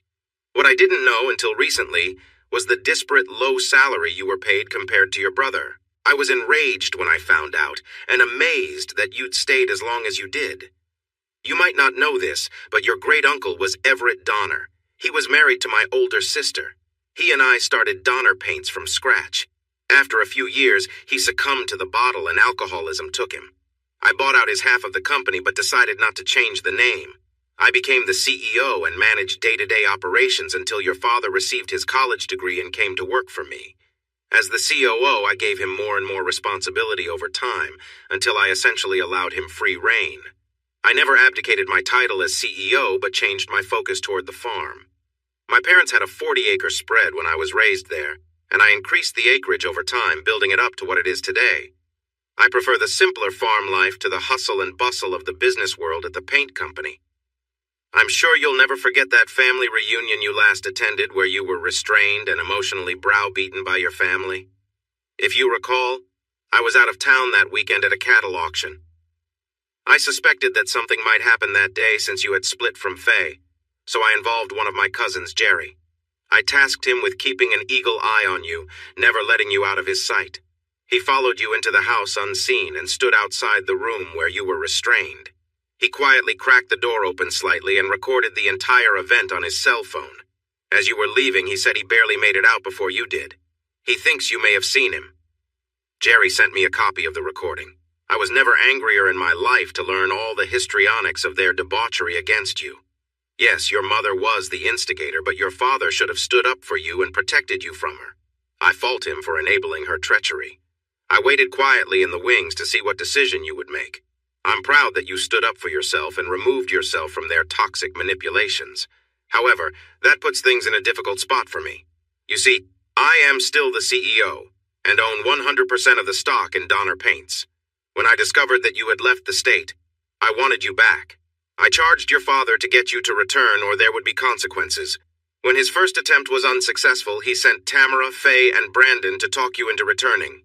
What you may not know is they were planning to take you by force if necessary and drive you back in the trunk of their car. There were 2 other men with them in another car. When you cleverly slipped away from them, you thwarted their efforts to kidnap you. When they returned empty-handed, I felt I had no other choice. I fired your father and brother on the spot. When a good son and brother like you despises his father and brother so strongly that he refuses to return to work with them, even when tempted by a 500% pay increase, that speaks volumes about the abject failure of their leadership. I had originally planned on leaving my shares of the company to your dad when I died and hoped he would pass it on in equal shares to you and your brother when he passed on. I see now that would be a terrible mistake for the long-term future of the company. So, here's my proposition to you, Quinn. You know that company inside and out better than anyone else I can imagine. If you will return to run the company, I will make you the new COO to lead the company according to your vision. Your starting salary will be what your father had been earning plus 10%. If, after 1 year, I see the fruitful results of your leadership that I expect to see, I will then make you CEO and transfer all of my shares of stock to you. I'll retire completely and run the farm that I love so well. You'll do a great job of it, I'm certain. It's the least I can do to compensate you for the suffering you withstood growing up the way you did. If you'll accept, I've already secured you a beautiful and efficient personal assistant who is anxious to help you achieve outstanding success. She's sitting right next to you, holding your hand. There's an old saying, Quinn, the best time to plant a tree is 10 years ago. The second best time is right now. What do you say, my boy? You in. In an instant, my life had gone from pathetic to being on top of the world. This was an opportunity of a lifetime. I had no idea that Grandpa owned Donner Paints. I'd never met a more humble man. He never made a show of his wealth. A million thoughts were running through my head. Almost as good as being offered this opportunity was having Louisa by my side. Grandpa, I don't know what to say. I'm shocked to say the least. If you have that kind of confidence in me, how can I say no? I'll do my very best for you. But can I count on you for advice from time to time? I'm certain that there are a lot of management issues that may come up, and I'd sure like to have you as my resource. Of course, my boy. For that first year, I'll be available to assist with your transition in any way I can. But I don't believe it will be as challenging as you may think. I've talked to most of the lower department managers, and they have nothing but the highest praise about you whenever your name is mentioned. And don't think I don't know about all of your inventions and other contributions you've made to plant efficiency that your brother took credit for. Think of this as a return on investment for paying your dues. You deserve it, Quinn. I looked over at the woman that I had loved for many years but was just now able to fully realize it. Louisa, are you sure you're ready to jump in this with me? It will be scary for us both. Quinn, just like Rose said to Jack in the movie Titanic, you jump, I jump, right? I'll work my ass off to learn my job, and I swear by all that's holy that you'll have the most supportive assistant the world has ever known, she said with loving devotion in her eyes. I pushed my hand out to shake his hand. Grandpa, if you're willing to bet the company on us, we're willing to give it everything we've got. You've got yourself a deal. We can't thank you enough. No thanks needed, Quinn. That's what family is supposed to be for. I'm sorry you were shortchanged with your parents, but I'm happy to be here now to correct that mistake. Manuel, take us back to where we picked up Quinn. I'm sure you'll need to turn your truck in and make a clean exit from your present job. Catch a flight from anywhere to get back home. It's a reimbursable expense. Louisa, I don't think I need to ask, but are you coming back with me, or are you returning with Quinn? You're right. It would take 10 sticks of dynamite to pry me away from his side now, she chuckled. Louisa and I consummated our love that night in the sleeper cab of my truck. Not the roomiest place to make love, but certainly one of the coziest. We were an unimaginably perfect fit. It took me 2 days to make the return run back to Kentucky and drop off my truck. I told them to let the next driver have the fridge, microwave, and TV if he or she wanted them. Louisa insisted that I move in with her on the farm just until we worked out the logistics of where we'll live and raise our family. That's right, I said we. I proposed to her without a ring, and she enthusiastically accepted. We'd marry just as soon as my divorce from Faye was finalized. Grandpa met me on my first day on the job at the plant. He made certain that the HR department was fully aware of my new status and authority within the company, second only to his. I wanted to hit the ground running. I took 3 days to become familiar with how the finances of the plant were structured so that I could make informed decisions as to the direction of the company in light of any perceived financial impacts. Louisa took to her role as a duck to water. No one got to me except through her without an appointment. This gave me uninterrupted time to plan future operations. Later in the week, I held a meeting with all the department heads who applauded me for being at the helm. I then learned that they all considered my father and Brandon arrogant bullies who cared little for anything or anyone but themselves. Knowing me as they did, they were pumped up with enthusiasm for the future. I laid out some general guidelines for efficiency goals and asked for input from all of the workers as to how we might improve in any areas. They were stunned at this request and happy to implement it. I made it clear to them all that my door was always open to them, but to please make an appointment with Louisa first or otherwise risk her wrath. They all laughed but knew I was serious at the same time. Once company logistics had been dealt with, I turned my attention to other matters. Dad, Mom, Faye, and Brandon all had desperately tried to talk with me, but Louisa managed to keep them all at bay. No one was given my private cell phone number without my approval. Grandpa had provided me a copy of the recording Jerry made at my intervention. I listened to it several times and tried to think of ways to act upon my thoughts of reprisal. Since my family members were clamoring to meet with me so desperately, I decided to go ahead and meet, to let all the air out of their balloons. I asked Louisa to make reservations at a Cracker Barrel restaurant. It was a public place where foul language or raised voices wouldn't be tolerated. We had reservations for Sunday at noon. The place was packed with families and many children. The 7 of us were seated at a round table. With Louisa at my side, I was ready for anything. After our orders were placed, Mom, again being the leader of the pack, began, "It's wonderful to see you, Quinn. You brought your secretary to meet your family for lunch?" "No, I brought my fiancé with me to lunch. We're to be married once my divorce is finalized. Louisa, this is my family. Family, this is Louisa Hernandez, soon to be Davenport." Well, you move fast. It's a shame that you couldn't see your way to work things out with your wife, but I can see that you've moved on. Congratulations, you two, Faye said insincerely as she appeared stunned by my announcement. Mom and Brandon looked annoyed by Faye's remark, but ignored it. Dad took it upon himself to address the elephant in the room. "Quinn, I want to personally congratulate you on your new position at Donner Paints. I'm sure you'll be fine, though you're seriously unqualified for the role. Unfortunately, your new job as COO has come at my expense. As far as I know, you have yet to fill the position of Chief Administrative Officer. I'd like to offer my services to you in that capacity. I can help you avoid the many pitfalls I'm sure you will encounter over time. Of course, I'd expect the top pay that the position can provide, but I'm sure you'll agree that I offer more value than the job would cost the company." Brandon squirmed in his seat. Dad was talking about taking over his elder son's position. Evidently, they'd discussed and agreed upon strategy as a group before this meeting. "I appreciate your generous offer, but I haven't decided yet if I am even going to fill that position. The plant seems to be operating just fine without it, and eliminating it would be a cost-saving measure to the company," I flatly stated. Yes, every new manager wants to feel as if they're making a significant positive impact on the company's bottom line, and you're no different in that regard. I, of all people, understand that tactic all too well. However, let's not forget that you've gone from a floor worker to a truck driver to the COO of a large manufacturer. Just one innocent mistake that you make could cost the company significantly. That's why you need someone like me, who has decades of experience at the helm to help guide you along the way.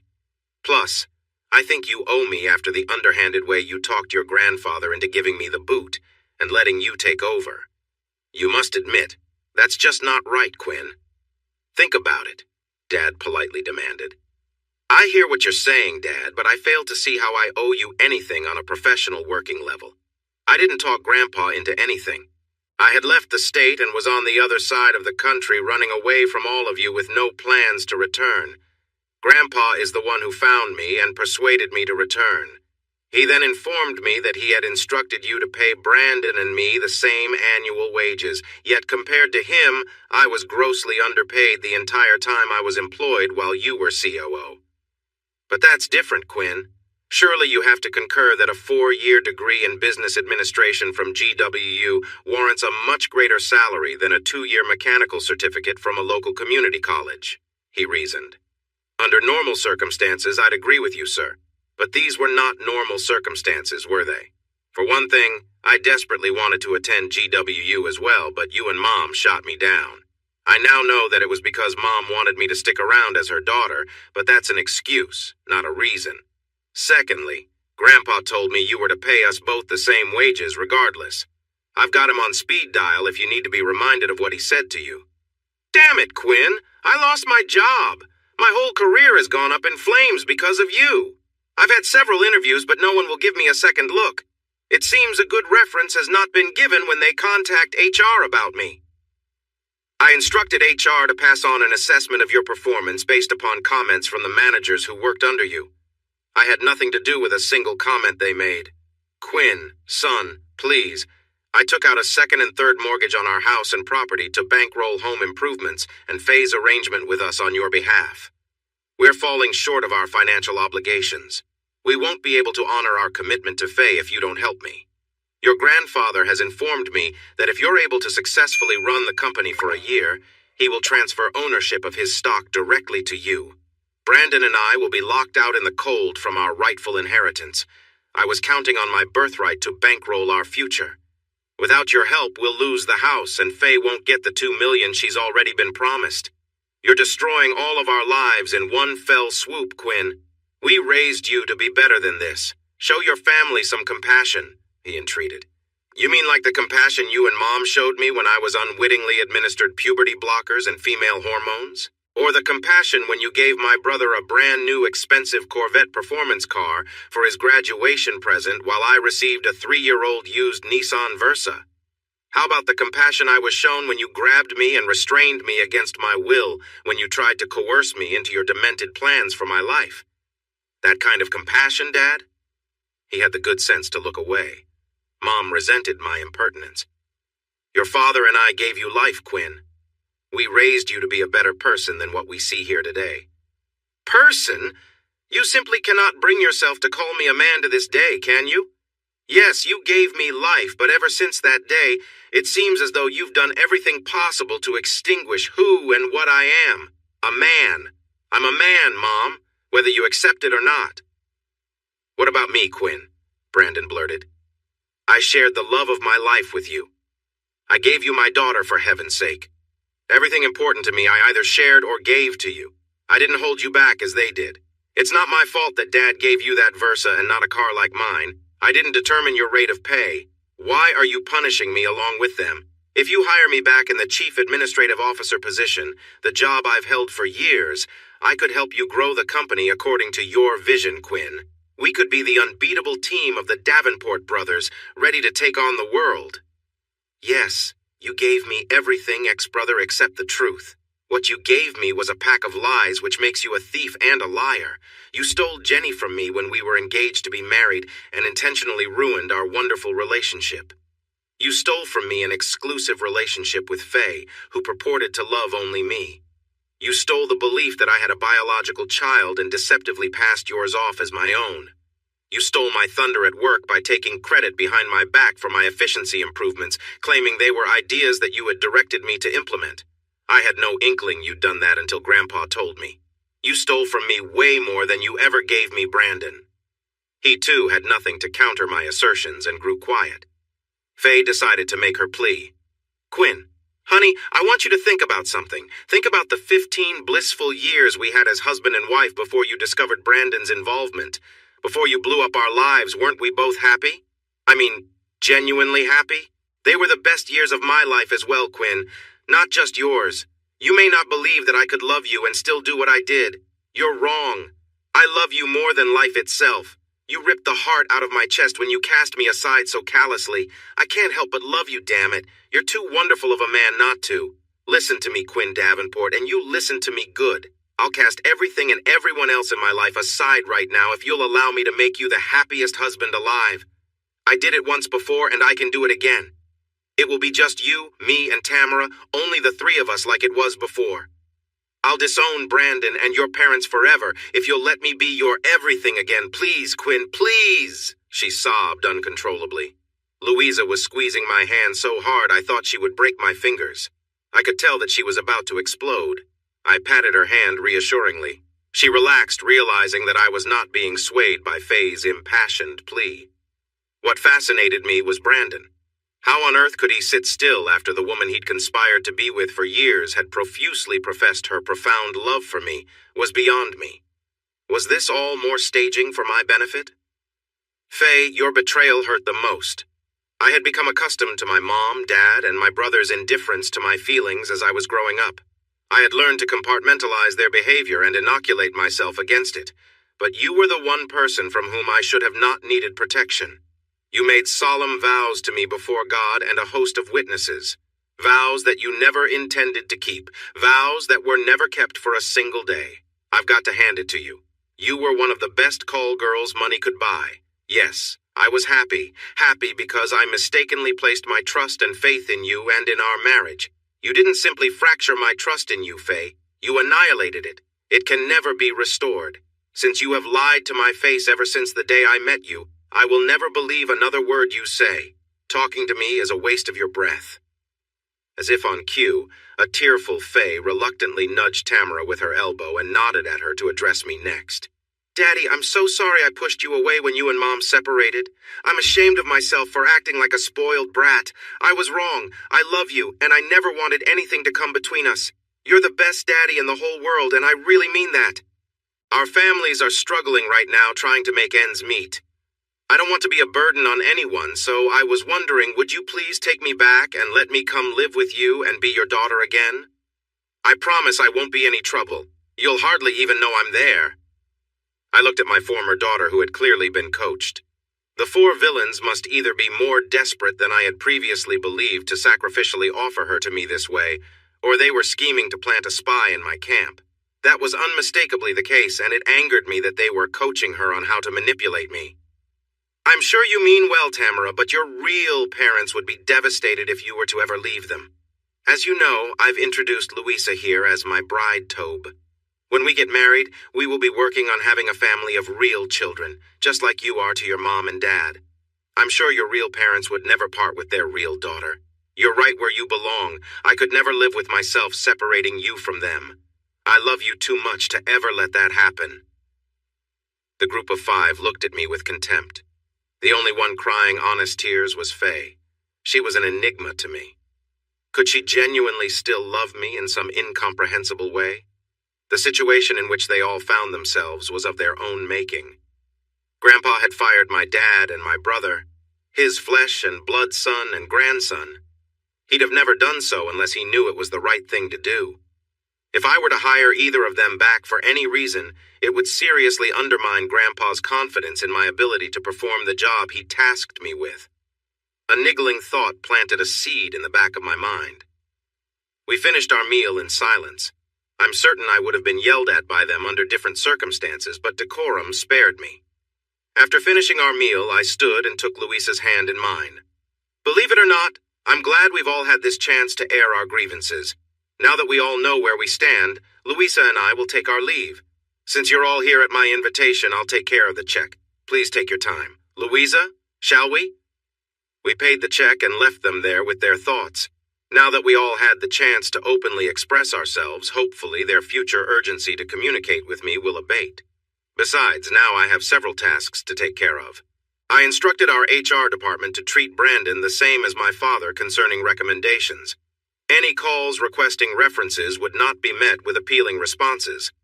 Unable to secure another high-paying position in a large business, he took a job as an assistant auto parts store manager. I wanted some serious retribution on the woman who betrayed me the most. I took 2 measures to impact her directly. First, I sent a copy of the recording Jerry made during my intervention. Faye's admission that everything said was 100% true got her fired from her job for FMLA fraud. Her employer also sent notices to all other dentists and orthodontists in the county. No one else would hire her in that field. She finally landed a job as a bank teller, but I wasn't done. On the advice of my attorney, I stopped the divorce action against Faye. Then we turned right around and filed for an annulment owing to the fraud and deception that had been perpetrated on me from the very beginning. That recording was worth its weight in gold. An annulment would be as if we had never married. She would be forced to resume her maiden name, Dunham at least, until she married Brandon. I realize it was petty, but just the aggravation I was causing her by having to go through that process made me smile. My attorney managed to arrange an initial hearing quickly. The judge had listened to the evidence but ordered verification of Tamara's paternity via DNA analysis before proceeding. I was happy to oblige.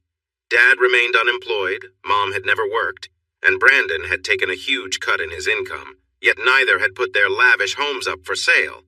Faye's bank teller income couldn't be keeping Brandon afloat. It would be spent primarily on Tamara. I would have thought that some downsizing might have been in order for both households. Yet they still maintained their memberships in the expensive, prestigious country club to which they belonged. Something wasn't adding up. My thoughts began to crystallize. The following day, I hired a forensic accountant to analyze the company's financial records, searching for any anomalies. I instructed my staff to allow them access to any records and information that was requested. I made it clear to them that nothing was to be withheld. 2 weeks later, a comprehensive report revealed that over the past 20 years, slightly more than $7 million had been embezzled through 2 shell companies that existed only on paper. These 2 entities were presented as suppliers of raw materials used in paint manufacture. However, the materials purported to be provided were duplicates of other genuine invoices for legitimate materials received and used. Each one of the falsified bills of lading delineating the non-existent materials was signed by the same man, the head of our receiving department, Fred Rice. Fred was nearing retirement. I had always liked him and would never have suspected his involvement in anything underhanded. A thorough analysis exposed the fact that one of the shell companies was overseen by Brandon Andrew Davenport and the other by Brandon Andrew Davenport, Jr. My brother had been involved in the embezzling scheme even while he was still in high school. Dad had to be the mastermind to set everything up. Suddenly, Brandon's expensive Corvette graduation gift now made perfect sense. The falsified invoices averaged just under $30,000, $0 per month, totaling nearly $350,000, $0 per year. It was a systematic siphon that was always supported by legitimate purchase orders. When I finally presented all of the evidence to Grandpa, every I was dotted and T was crossed.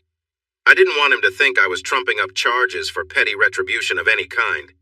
He told me that he had suspected that something shady was going on with the financial numbers right under his nose at the plant, but never suspected his son and grandson as the culprits. The forensic accountant laid out an impressive, easy-to-follow path for laymen to understand and explained it once again to the police department financial crimes detectives. Fred was brought in for questioning and booked after his confession. He'd been paid $2,000 per month for his part, clearing $480,000. 0 over the 20-year time frame. What was most interesting is that Fred had continued signing and processing the fake materials receipts even after Dad and Brandon had been fired. Here they were pleading poor mouth to me while they were still being remunerated like kings. Grandpa, as the CEO, sadly pressed formal charges against the 3. They were arrested, charged with felony theft, and released on low bail since the crimes they were accused of committing were non-violent. I fully expected some scathing responses from them, but I had no idea what form it might take. Louisa was prepared to deflect them should they call the office, but there wasn't a single call attempt from any of them. It was eerily unsettling. My attorney indicated that DNA results confirmed that I was not Tamara's biological father. The final annulment hearing had been docketed to take place in 3 weeks. I urgently wanted to be legally free of Faye. Louisa had taken a day off to spend visiting Juan, her father. The temp who took her place for the day was unfamiliar with my circumstances and put a call through to me from Tamara. Not wanting to air dirty laundry in front of the temp, I said nothing to her but decided to treat it as a formal call. "This is Quinn Davenport." "Hi, Tamara. How are you?" I said in an upbeat voice. Sniffling, she replied, "I didn't know who else to call. A boy I know from school brought me out here to the quarry. He was getting too fresh, so I slapped him hard to discourage him. He got angry and left me out here all alone. Mom would kill me if she knew I came out here with a boy by myself. I just need a safe ride back home. You're the only one I trust to not tell on me. Would you come out here and get me? Please? Even though I knew she was not mine biologically, she still could tug at my heartstrings. What high schooler doesn't get in a fix now and then that they don't want their parents finding out about? I sympathized with her plight and was proud of her for standing up for herself. Sure, Tamara, I'll be there as soon as I can. Give me about 25 minutes. Meanwhile, if any other kids show up before I get there, just stay out of sight in the woods until I arrive. Thanks for coming to my rescue. You're the best. I'll be waiting, she advised. I informed the temp that I would be out running an errand for a while, and for her to take messages until I returned. There is a swinging gate at the quarry about 50 yards from the parking lot where most teenagers park to make out. The parking lot itself is about 50 yards from the edge of the quarry, which is a steep drop-off to the bottom, 140 feet below. Huge boulders lined the bottom. Many rock climbers would scale the ledge to the bottom for practice in honing their skills. The chain to the gate had been cut as usual as the unwanted visitors ignored the many posted no trespassing signs. I didn't see any other vehicles present, which was as expected. I called out to Tamara and was blindsided by the response. She isn't here, Brandon said as he moved out from behind a tree. That's right, Quinn, Faye concurred as she revealed her presence as well. What? I exclaimed. If that's the case, then why are you two here? What's going on? Tamara was never here, Quinn. She made that call from school as we asked her to do.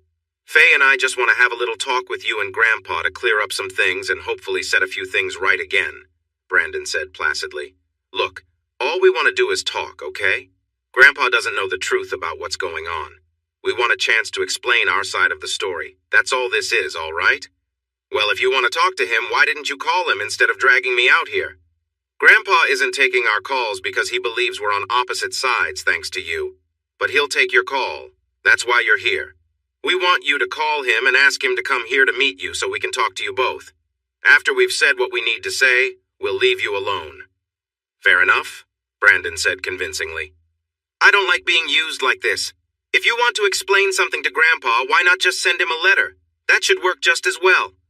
I explained. A letter is not the same as in person, and you know it. Besides, we'd never know if he would just throw it away without reading it, Brandon surmised. Look, I'm not going to get in the middle of anything between you and Grandpa. You need to work that out on your own without me. I want nothing to do with this. I'm leaving. Not so fast, Brandon advised as he pulled out a handgun from behind his back. Listen, Quinn, I don't want to hurt anyone. I just want to talk to Grandpa, okay? Here, read this to him when you call him. Make it sound convincing, okay? After I've said my piece, you'll both be free to go. I swear, he expounded. I took the note from him and reviewed it. Be convincing if you know what's good for you, Brandon urged as he aimed the gun right at my head. I took my cell phone out of my pocket and dialed Grandpa's number. Hi, Grandpa, it's Quinn. Look, I'm in a bit of a bind at the moment and wonder if you'd mind giving me a hand. Brandon was listening to my side of the conversation for accuracy to the prepared script. What happened is, I'm out at the old quarry and the car is stuck. I can't get it out. Louisa is here with me and we got stuck in some mud. Can you bring your old pickup out here right quick with your chain and give us a pull? Great. See you in about 15 minutes, I confirmed before ending the call. An angry Brandon lambasted me. You were supposed to say Tamara. Why did you change it to Louisa? He raged. Think about it, Brandon. If Tamara had been here, he would have wondered why she didn't call you. He may have been suspicious as to why I would have been here with her anyway. It makes much more sense that Louisa and I would have come here together, right? I suppose so, he reluctantly agreed. Good thing for you that I happen to know that Louisa is visiting her father in jail. That'll keep her out of the way until all of this is over. And how would you know that? I inquired. Let's just say that there are a few people at the plant still loyal to Dad and me. I have inside information, he boasted. I see, I said, puzzling about who it could be. Faye turned my car around in the parking lot, giving the appearance that I was trying to leave, but the car was stuck. She left the driver's side door open and walked toward me. All right, Quinn. I don't want you trying to go heroic on me when Grandpa gets here. Faye is going to tie-wrap your wrists together. Get them good and snug, honey. He held the gun on me as she tightly bound my hands with the large cable tie. Now walk over to your car and get in the front seat. She has your keys, so you aren't going anywhere. I did as he commanded and slid behind the wheel. Now get his ankles, baby, nice and tight, Brandon ordered. Faye complied, securing my ankles together with another huge cable tie. Then she shut the car door, walked around, and slid into the passenger seat beside me. Now we wait, Brandon mused aloud. True to his word, Grandpa soon appeared in his old truck and pulled into the parking lot, seeing two people in my car. He pulled up beside me, immediately noticing Faye in the seat beside me. As he was about to speak, Brandon sneaked up and put his gun to Grandpa's head. Don't make me do it, old man. I don't want anybody to get hurt. I just want to have a chat with you and Quinn at the same time. Cooperate with me and we'll get this over with soon. Okay? Grandpa silently nodded his understanding. Okay, Faye. Secure Grandpa the same way you did Quinn. She did as instructed and took the truck keys. All right, get Quinn to hop over here and get in the truck beside Grandpa. Given no other option, I submitted to his request. After the truck door was closed and we were both restrained and seated. All right, honey. I don't want to hear any of their back talk while I'm saying my piece. Tape their mouths shut. She complied. While she was doing that, Brandon dropped down behind one of the front tires and loosened one of the hydraulic brake bleeder valves. Of course, we could not see what he was doing. After both of our mouths were silenced, Brandon began his speech. Dad and I are completely fed up with you two. You've tried to destroy our lives and we're about to have our revenge. I don't know what you said or did to get Grandpa to turn on us, Quinn, but it ends today, right here and now. You just couldn't leave well enough alone, could you? When Dad and I began using the plant as a cash cow, he felt it was owed him. He worked hard for many years, yet you greedily wouldn't let go of a stinking share of stock, would you, Grandpa? That's right, Quinn. Dad brought me into his plan because he knew he could never trust you, the pansy of the family, Mom's favorite daughter. Even today she dreams about the two of you frolicking around dress shopping together. He laughed mockingly. So all we did was get what was coming to us anyway. We've done things you never dreamed of. Dad and I have gone to Vegas many times to engage in high-stakes gambling. We lost most of what we had in the bank, but were treated like royalty. I've screwed more gorgeous hookers than you can imagine, and Dad has had his share of paid pussy as well. An upset Faye yelled, You had hookers? Both of you? How could you? You never told me anything about that. Oh, come on, Faye. What did you expect? Did you think I would be happy with just the 3 times a week you and I hooked up? Hell, you fucked Quinn silly every single day. I needed more than what you were able to give me. That should come as no surprise to you. You're the mother of my child. Sure, I agreed to remain single and not marry until Tamara turned 18, but I never promised to remain exclusive. Brandon turned his attention back to Grandpa. Dad and I went through money like water. We realize now that we should have socked away a chunk of it but never imagined things would turn out as they have. But there's still time to fix everything. Dad has checked. Our sources say that while you haven't signed over your shares to Quinn yet, they're earmarked to go to him in the event of your demise. He continued, Well, your demise is about to happen sooner than you planned, old man. You're both about to die. The truck brakes no longer work. Your emergency brake hasn't worked in years. The storyline will be that the two of you met here for a talk. Then the truck popped out of gear, and before you could get out, it went over the cliff, crashed on the bottom, and caught fire, killing you both. Don't worry, we'll hold grand funerals for you two. Grandpa, when you die, all shares will go to Quinn. With Quinn dying while still married to Faye, she will inherit everything. Once she has everything, we'll say that we were framed and produce records to back that claim up with our own records that will show you were blackmailing Grandpa. That way, all charges will be dropped, I'll marry Faye, and we'll have it all. That's why this has to happen before your stupid annulment takes place. A few more weeks and it will be too late. You forced my hand. I wish I could say I'll miss both of you, but we both know that's not true. Comfort yourself with this thought, Quinn. When I seduce Louisa and fuck her senseless, it will be my name she'll be screaming out in lust, not yours. Hell, I may even breed her and give your fiancé a baby as I did your wife, Faye. Brandon walked the 50 yards to the edge of the cliff where 5 plastic gallon-size used milk jugs had been filled with gasoline. He grabbed them one by one and tossed them over the edge to the bottom of the quarry.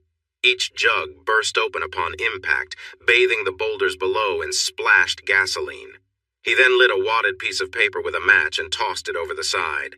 A thunderously loud whoosh could be heard as the gasoline ignited and caught fire, reaching upward with hungry flames. Brandon sneered as he signed our death warrants. The truck will slowly roll off the edge into the pit of fire I just set for you. With no seatbelts fastened, if you're lucky, you'll die on impact. By the time they find your charred remains and the burned-out truck, Faye and I will be picnicking and hiking with Dad and Mom at the state park. We took some pictures with them there last week. After we join them today, we'll take some more with them. Our alibi is secure. We're not even here. Tamara is the only one who doesn't have a clue what's really happening here today. We'll tell her it was a tragic accident. I can be very convincing.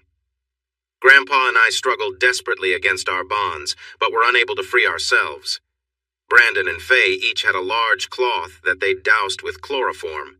Simultaneously, they placed the chloroform-laden cloths over our noses. We held our breath as long as we could, but soon succumbed to the anesthetic effects.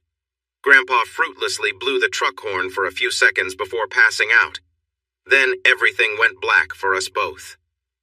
The miraculous revelations I'm about to share are a reconstruction of events that were told to me by various sources and points of view. When I had called my grandpa earlier at gunpoint, I knew that Luisa was visiting her father, of course, but not at the prison.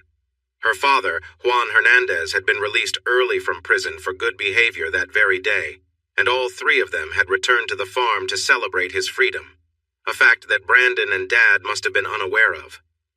I had hoped that by saying that Luisa was with me at the quarry, it would alert Grandpa that something was seriously wrong.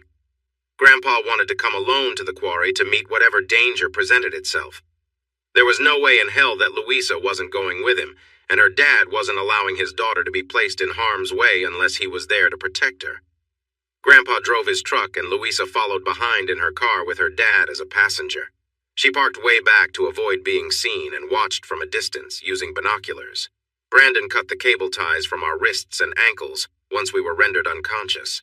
Faye pulled the tape from our mouths, leaving no traces of our having been subdued. Brandon then started the truck engine, popped the transmission in neutral, and let it begin its slow, natural gravity descent toward the edge of the quarry, where we'd meet certain death.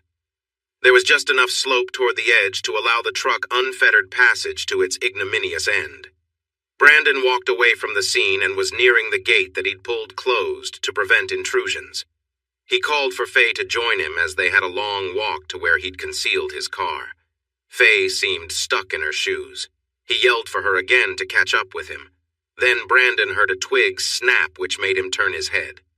As he looked up the road leading to the quarry, he caught a glimpse of a person running faster than he'd ever seen a human body move before. Jet black hair billowed behind her so forcefully that it appeared to be struggling to remain attached to her head. Her feet barely touched the ground as her toes launched her forward like a missile. He'd never seen anything like it in his life. In mere moments before he even had a chance to react, the blur had barely touched the top of the 4-foot-high barrier with her fingers, moving past him and leaping over it as if it wasn't there. Faye had not yet seen the approaching form. She muttered, "No, it's not right. It's just not right. Maybe he deserves to be punished, but he doesn't deserve to die." Knowing it would be futile to try to jump in the truck and attempt to use the brakes, Faye ran to the passenger door, hoping to pull me out of the careening vehicle. The door was locked. Faye's eyes became as big as saucers as she realized that there was no stopping it. Then she made a decision that I'll never understand to my dying day. Faye selflessly ran in front of the truck, pushing with all of her might to stop it, but there was too much momentum, and she was soon overcome. As her final attempt to undo what she'd helped Brandon set in motion failed, she offered the last thing she could to slow the truck down, her body. Faye threw her body underneath the truck and it jumped up as both sets of tires struck her and ran over her horizontal form. She had nothing left to give, nothing. The speedster had nearly made it to the truck when Brandon realized who it was and what she was trying to do. He grabbed his handgun and aimed it at the flying form, steadying his grip so he could pull the trigger and stop her. Before his finger could squeeze the trigger, the gun was ripped from his hand, brutally breaking 2 of his fingers in the process. Then, an extremely angry man's fist was the last thing Brandon saw before being knocked out cold with one extremely powerful punch. Louisa opened the driver's door and with extreme exertion shoved my lifeless grandpa over into me, making room for her in the front seat. She frantically pressed the brake pedal, which immediately went all the way to the floor, offering no resistance whatsoever. Now, in a major panic, Louisa yelled, "Quinn, if you can hear me, if you go, I go. We go together. I will not leave you." She'd known about the inoperative emergency brake on Grandpa's truck for years. When she was younger, she'd tried to use it many times before to no avail. Louisa mustered all of her strength and energy, unlocking every molecule of adrenaline that her body could produce. She shoved both of her feet in unison down on that emergency brake pedal and pushed.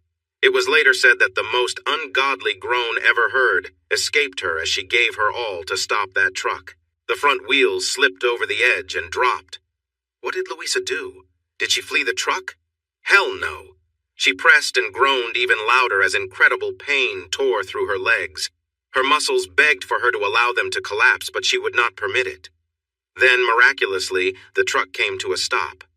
Afterward, when a mechanic checked the truck in the shop, he said that the solid steel beam emergency brake arm had been bent nearly 45 degrees.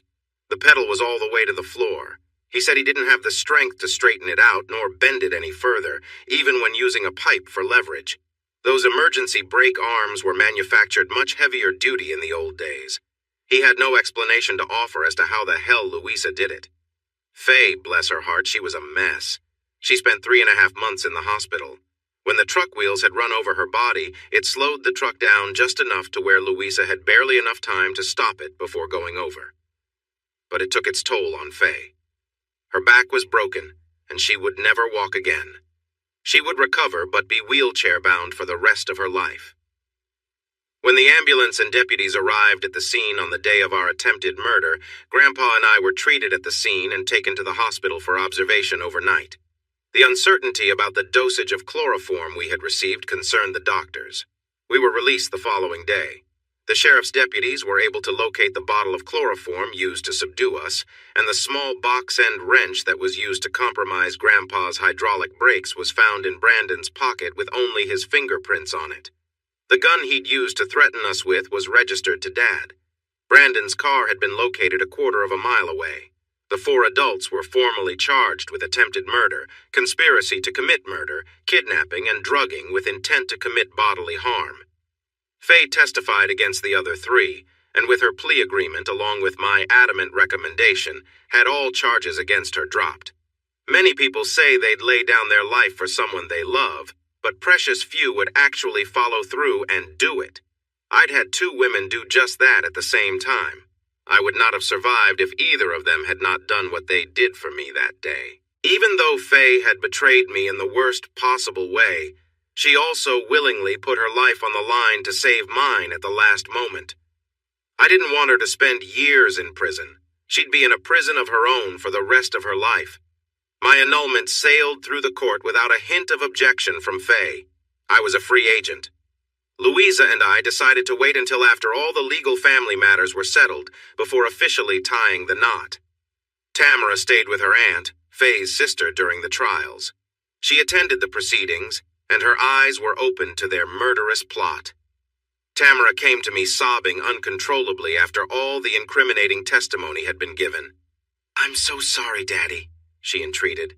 "Mom and Brandon told me that you had planted evidence against him and your dad in the company computer, falsely accusing them of stealing. While you were out of the office coming to meet me at the quarry, they said they would use that time to copy the real files from your office computer to expose your plot and exonerate them. They just needed you out of your office for a short while. So when I called you that day to come to the quarry to rescue me, the ruse would give them the necessary access time in your office.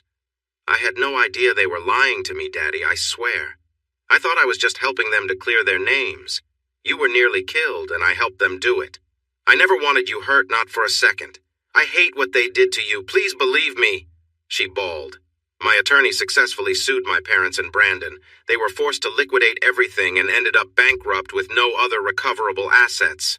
The proceeds were split between me and the company. Grandpa excluded himself from the lawsuits so that I would receive more. The company would never see full restitution of the embezzled amounts, but judgments were made against them in perpetuity even after serving their sentences. Dad and Mom were sentenced to 20 years each for felony conspiracy with no time off for good behavior. Brandon was sentenced to life without the possibility of parole. As my final altruistic act toward Faye, in light of her permanent disability, suffered for trying to save my life despite everything else she had done, I took a small amount of the money awarded to me from the lawsuits and purchased a small home for her. I had a contractor go through the entire house to make it handicap-friendly. It took some convincing, but I finally talked Tamara into living with her mother and caring for her until she turned 18. Then, as an adult, she could make her own decisions from there. Faye was riddled with guilt and contrition and made it known at every opportunity. She wished Louisa and me every happiness and told Louisa she was getting the finest and most loving man she'd ever met. Juan had been welcomed back at Grandpa's farm with open arms, assuming his former position running the farm. He told me he never regretted a moment spent behind bars for what he did, saying he only wished he'd taken care of Alejandro much sooner. He was not charged with assaulting Brandon at the quarry. He had prevented his daughter's murder, and the DA ignored Brandon's pleas to charge him. Juan said his greatest regret in life was coming between Louisa and me all those years ago. If he'd simply let our hearts lead us to the rightful conclusion, a great deal of pain and anguish might have been avoided. Louisa nor I ever blamed him for anything other than being a protective father. 3 months after the sentencing hearings, Louisa and I tied the knot in a grand ceremony on the grounds of Grandpa's farm. It was a glorious setting. Grandpa had arranged for more flowers than Louisa or I had ever seen in one place. His wedding present was to transfer the stock early with a $20,000 bonus to pay for our honeymoon in Hawaii. We spent 2 magnificent weeks in Maui with day trips to the other islands. It was an experience neither of us could have ever imagined. We located a very nice 4-bedroom upscale home halfway between the plant and Grandpa's farm. We spent quite a bit of time in both places. Louisa and I were blissfully happy. She never had any fear that I would turn on her as Alejandro had done, and Juan called me his son from that day on. Call it luck, call it a miracle blessing from God, call it kismet, or call it a twist of fate. After 17 months of marriage, Louisa gave birth to a healthy baby boy. There was no doubt who the father was. He was my spitting image. We decided against naming him after me. Grandpa's surname is William. Juan's middle name is Martinez. We named him William Martin Davenport after 2 honorable men who we both admired, respected, and loved. Hey everyone! Thanks for watching. Don't forget to subscribe and turn on notifications so you won't miss any of the exciting stories we have coming up. What do you think about the characters in this story? Let us know in the comments. We'd love to hear from you.